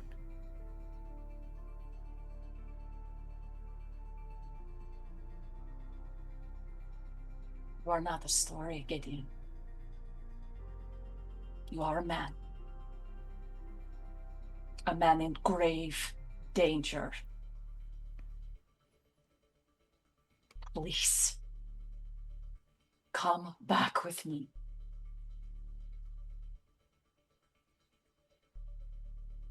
You shouldn't trade anything for me. I won't have to if you come with me. You are so beautiful.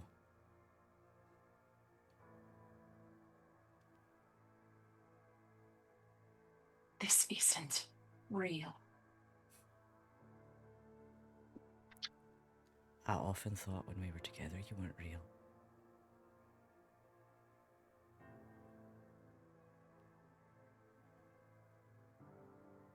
Sometimes I wonder the same.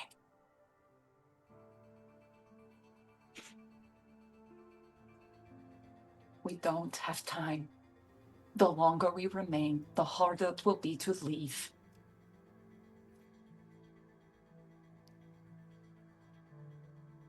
Can you look me in the eye and truly tell me you want me to come back?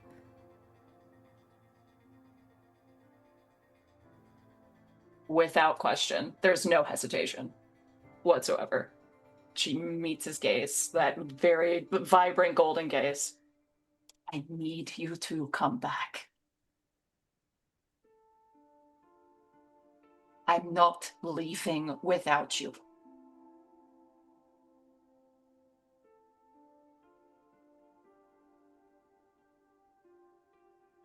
I think he thinks for a second, keeps locked on her eyes, takes a breath, and maybe for the final time, in his mind, because he thinks the Dowager is dead, just says, "As you say." Full forearm to hand lock and just wrenches him back. As in that moment, Flash, you're out of this mindscape. Just a Those images around Gideon solidify, unifying under his corporeal form, and Gideon collapses to the ground, still bleeding profusely. So yeah, we're gonna work on that now. Yeah. That you No, can you're not. do. I'm gonna spend a token to become Okay. the Remora and get Gertrude out of here. Oh, I do love that. So as Gertrude stops to, I do love that because again, Gideon can be tended to by Yeah. Ivan and Starling. Yeah. Starling. No, I no- imagine Starling will. no closure for you. We'll jump we are in. leaving. Oh, Yeah, kicking don't and let her have this. fucking screaming. Yeah, of course. Do you take I think the just token, on the ground, eyes Gertrude. fly open, glowing. Gertrude, as Claire, as Teresa yanks her out of the room. Oh, like, no, like, she's, like, biting you. One, Yeah. she doesn't know who the fuck you are. Two, she recognizes, like, your Remora stuff as being, around with Tibero. She is screaming, you are a traitor. She is, like, kicking, fighting, screaming. Like, you have to keep her from, like, drawing her blade. Like, she's going nuts. I spent a token to do that. I'm not taking away from it at all. I want this to happen. I'm just saying this is what the effect is. Absolutely. and, No. Sid loves this. If I may, as she is yanked away, and I would love to hear more description if there is one, but I think on the ground, reaches out, like Starling is already there, I imagine, trying to keep him from bleeding out, and just eyes roll to the doorway where Ivan mayhaps is returning, and just looks to Gertrude and says, "Follow her." Gertrude pulled out of the room, kicking and screaming. See Gideon raising a hand towards you just as Gideon falls unconscious. Starling rushes in, beginning to tend to the wound as Ivan, with a full stomach, comes comes back in the room as well. She says, "Ivan, follow her." Passes out.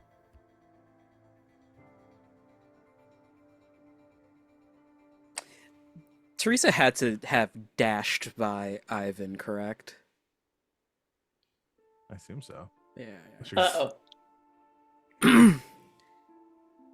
As Teresa is dashing by Ivan, he just turns his head to the side quizzically and lets them go.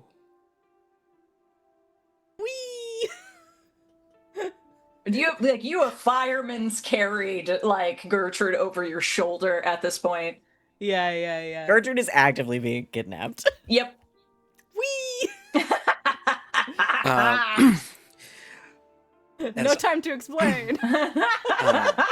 As Ivan approaches Starling and Gideon, he's looking down at Gideon's prone form, turns his head to Starling. He's a lot like her than he thinks. Wow, we need to get him to a medic immediately. Scooping him up. The Dowager and our dear Gideon don't ever tell me a fucking thing. You're telling me. As you carry Gideon out, Ivan language. I think I want to cut to one little thing too, because it's something that Gideon Van and I also talked about. With It is I, the Yeah, no, Mockingbird. you and Gideon talked about this. with the negative tag being spent and everything else, and Gideon's magic going out of control. Georgie, as you're like Hi. stabilizing Hi, yeah. yourself Mhm. in the room, in the station, you feel like some sort of powerful psionic energy like rippling through. You attribute it to Gideon getting the flashes of whatever's going on as you're kind of rounding the corner, beginning to follow Goddard and Octavia into this meeting. You also see at the end of the hall, kind of stopping for a second, as if they're also sensing something.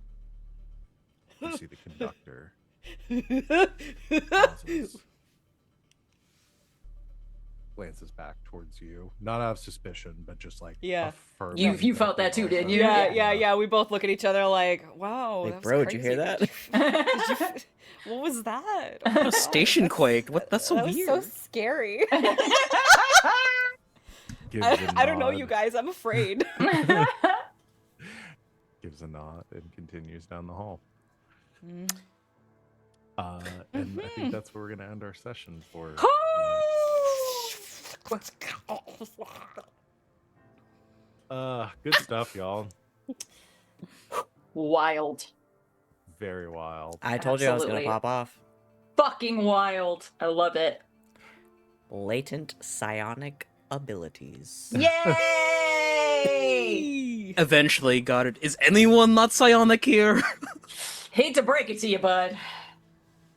It's all right. We'll get Goddard on the psionic train, I'm sure, eventually. I think I haven't taken a breath for the last half hour. Do it now. We talked so much about this. Yeah. And I was boy. so interested to see how it actually worked out. Whee!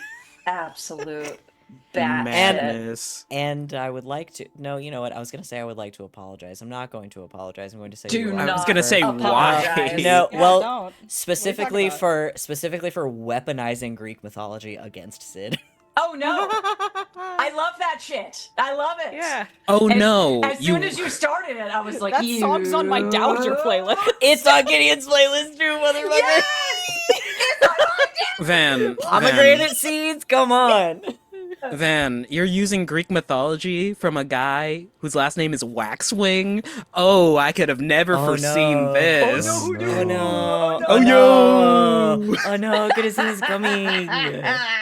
It is number Alright. 8. It is the 8th song I added to Gideon's playlist. I can say that because I'm looking at Spotify. right now. Can... Oh, Cora. n- I'll say it without the accent. Cora, fauna and flora. How did you get your throne? You made a deal. You traded daffodils for a kingdom of ash and bone. Bora, Cora, and Flora. I was listening to that song in the car on the way home today. Like, I'm gonna do. This is gonna hit so hard. All right. That was the last minute edition. I love it To the bit. so fucking much. Let's do our stars and wishes, you know. Star, everyone. Wish more of this. Pretty much. Big same. Okay, that's it. All right, thanks everyone.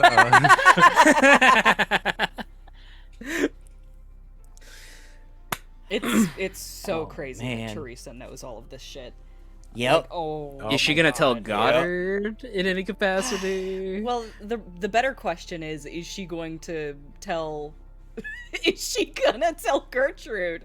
Like, hey, just unmask just so it you in know, front of her. yeah, just so you know, I didn't kidnap you. That was me saving you, like I said I would. I mean, she's either gonna have to do that or like fight Gertrude to get away.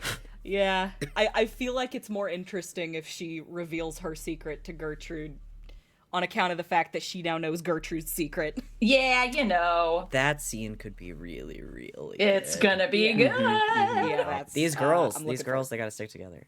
They do. The women. So, getting into actual stars and wishes, I Wow. do honestly, how appreciate dare you. the. Oh, okay. No. Fuck all of you then. I really like the swap of the captains and just how It's we get really to see good. It a little really bit is. more of Rain, a little bit more of Teresa. I appreciate like. What was the line? I miss your sister. And also, Sid just coming out of the gate with Octavia being this fucking powerhouse. I have been churning this bitch in my head for weeks I now. love her. She's so great. Big fan. Again, That's it was gonna just like, be you know, we all talked about the idea of like, okay, like no one wants this. It's like a political marriage. But also, what if they were really similar and would actually be friends? Like, and so, yeah. So for chat, the actual conception behind this was like they both hate each other from the get, but like no, Goddard likes her a lot. She's cool. Yep. Yeah, Yep. She kind of slays.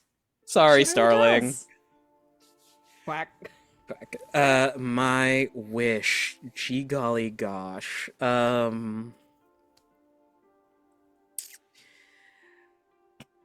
No, we could do like an interrogation thing off scene with Ivan and the traitor. I want to see that. Though. I really want to see that though. Scary Ivan is scary. I have been churning him in my head for Yes. a while. And let him be scary on main, bro. Absolutely. We want to see him. Yes. We'll put a trigger warning up if necessary. I want to see Let him off- scary Ivan. Let be him off the scary. leash. I mean, Yes. The like, I did leash. spring trap someone. You literally did Five Nights at Freddy's a guy. Like, We have It's to. so good. Oh, yo, in the fan cast of Elegant Stardust, Matthew Lillard as Ivan. Correct. Oh my god. Correct. You're right. But yeah, my wish is God. Is anyone doing anything next week? We're on next week or off next week? I believe on. We should be Okay, Far as I wish know. fulfilled. I now know we're Yeah. on next week. Good. Next. I'm gonna be traveling, but I will be here. on. Yes. No, we're doing this. I'm not This is waiting happening. another fucking 3 weeks. No. I've been sitting on this for 3 weeks. Ah. Yeah, it's been a bit because we had this plan before we had our last session. Yeah. Sanity. We just didn't get there. Okay, well, if RJ's done. Yes. I'm gonna get my start to Sid because I just took her for a fucking roller coaster ride. I just spent the last hour and a half taking Sid on a fucking 120-mile-per-hour jaunt down the highway. What is it? The death coaster that kills you by adrenaline and Yeah. G-force? yeah. Yep. Pretty Uh, much. Euthanasia I coaster. knew it was going to turn into a thing as soon as Gideon got shot and stuff, where I was like, Sid is just going to try to murder everyone in this room right Yeah. away. And I was like, unfortunately, I don't you like just reacted sitting- exactly as we expected you to. I don't like just sitting here as a GM and being like, no, No, you no. can't do I know. that. Wait. It was like, No yeah, I talk, had to- only kill. yeah, I had to go full Punisher. And, no, well- no. Gideon will remember this. But yeah, that's I gotta give a star to Sid. I don't do this often.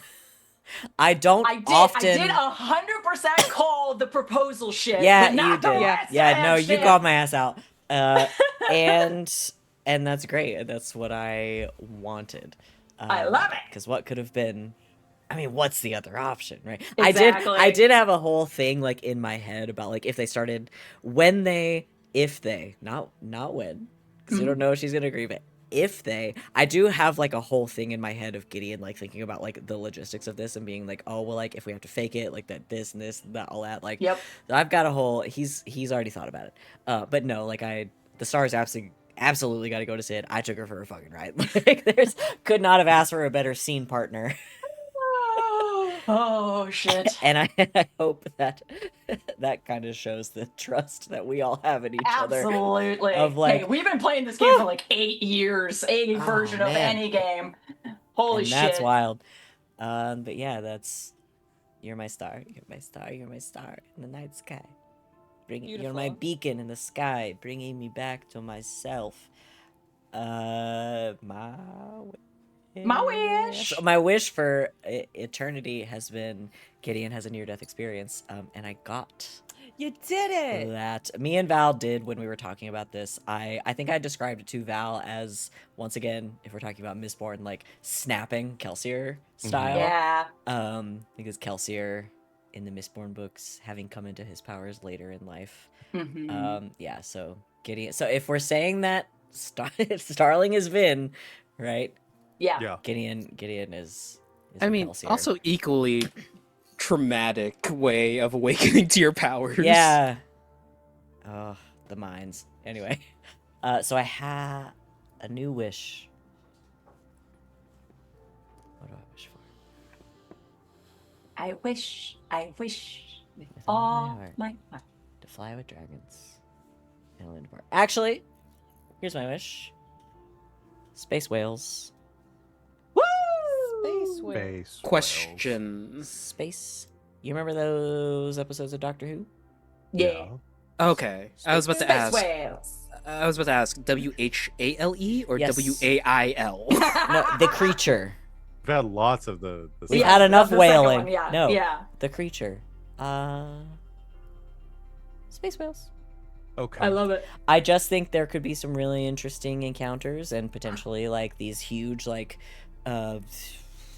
extraterrestrial beings that have like entire societies living on their backs. I don't know, I love that.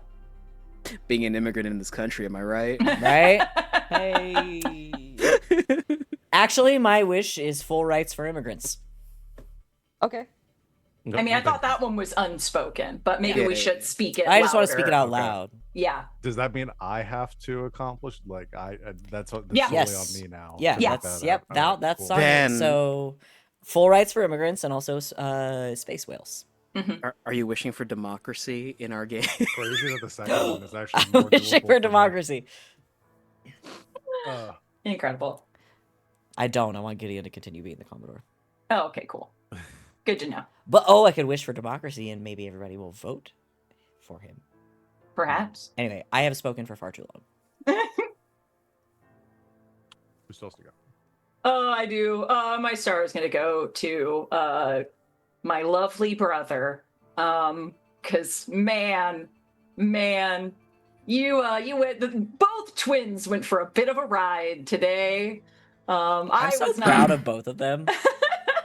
They're freaking handling shit. Like, Dowager going, you're getting trampled upon. I'm in a meeting discussing the fate of my planet. I cannot draw a gun here at the moment, even though I want to. This whole episode, just I would if we were still titling episodes, I would just title this one "Meetings." I'm sorry. Those were inside thoughts. Somebody made me externalize them. Another star to Wings for going along with that, because The stars this week are really- just, hey, you went along with this. thank you for going on this journey with me. Those are the stars this week. This episode Holy is titled shit. "Yes and." Yes, and Yes, and or yes, but No. Total title of this episode, As You Wish. oh man. But yeah, my wish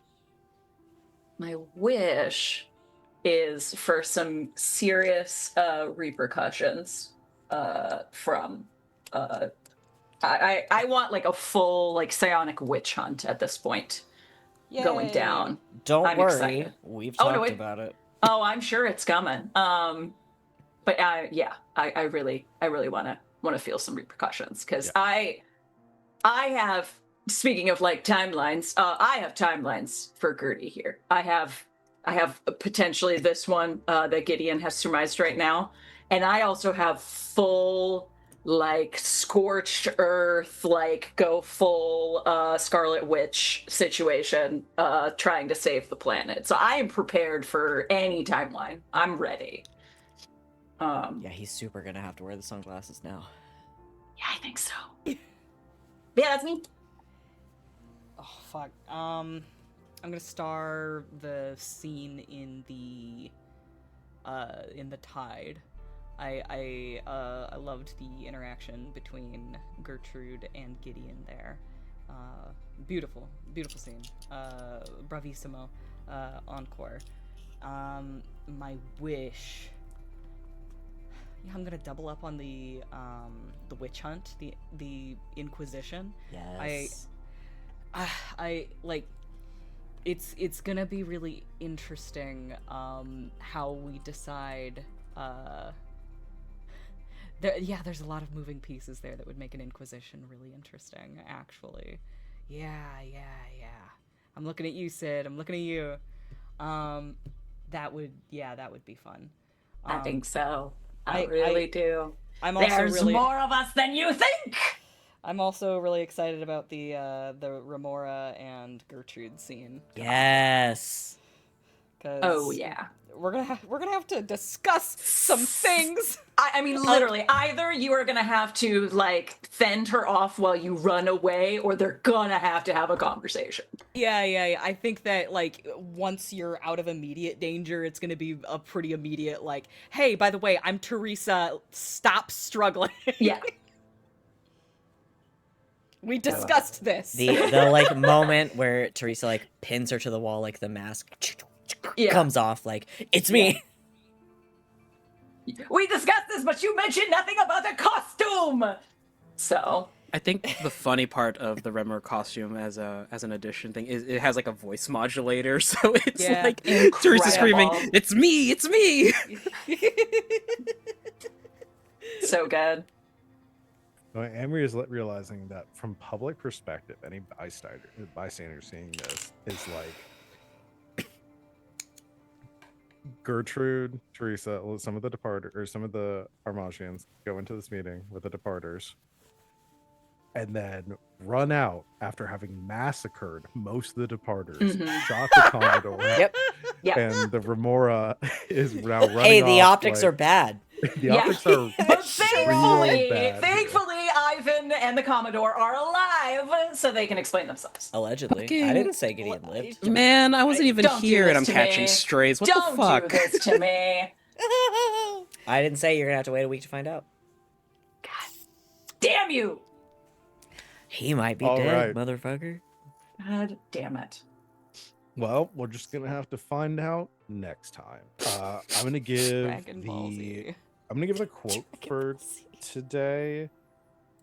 I am gonna give it to Octavia. Because Sid, you really came out swinging with Yep, this game. yep, I think yep, in a- yep. again, that's why I'm so glad that I've handed over these characters to y'all, because you're doing, like, you are, all of you really are portraying them in ways that it is very difficult for me to do when I'm playing off myself for a lot of this stuff. So Yeah. it's really cool to see the interpretation for Octavia and I mean everyone else, but that's why I want to give the start here. New character just introduced today. Very good foil for this new character with the Duke that has just come in. So It's always with us. There's always a Duke or a Baron or a there's always Yeah. a guy that we're like, man, Fuck that guy. fuck him actually. Like, what the fuck? always the aristocracy. Yeah. But yeah, that's a quote for today. All right, I'm really well, proud of myself for that little speech I gave. So Good good. job. So That good. little listen. Usually change falls on us. yeah. Again, there was a lot of good stuff today. Oh, yeah. Oh no, I'm not doubting you. I just I've been told I should be more actively proud of the things that I do, and I'm doing it. We should start doing sparkles. Yeah. We can Yeah. start doing the sparkles. We should start doing actually I said this thing and I thought it was really good. Yeah. I'll sparkle the fact that I kind of lied to Gertrude.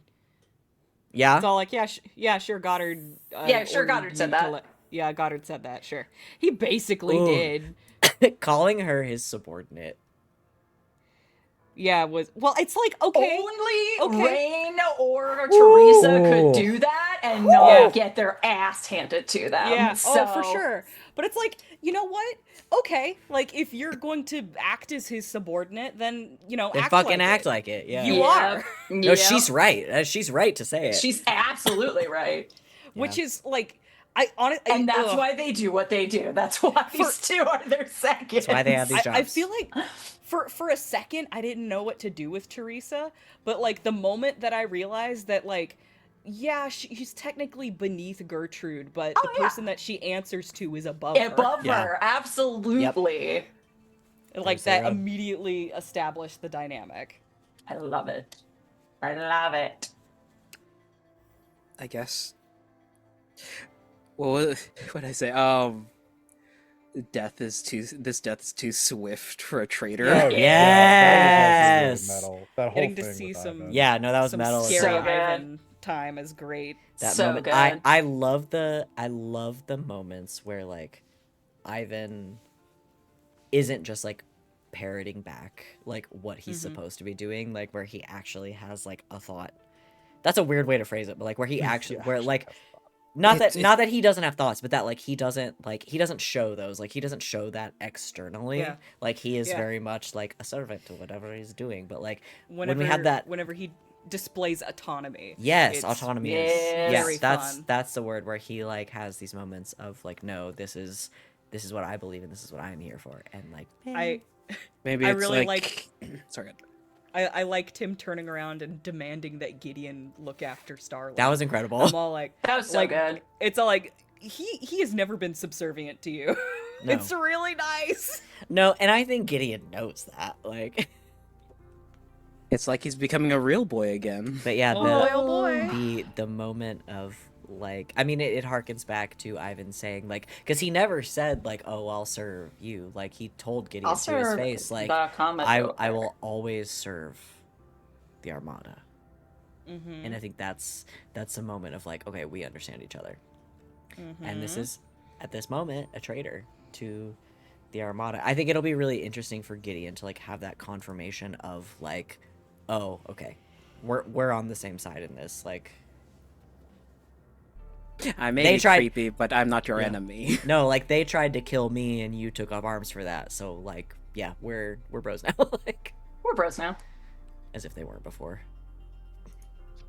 We are Solidified. so that moment over of- you that- guys. We're way over time. That moment of We gotta stop. confirmation. Yeah, we are. Yeah, we I gotta think we need to go. go. Gotta stop. All right.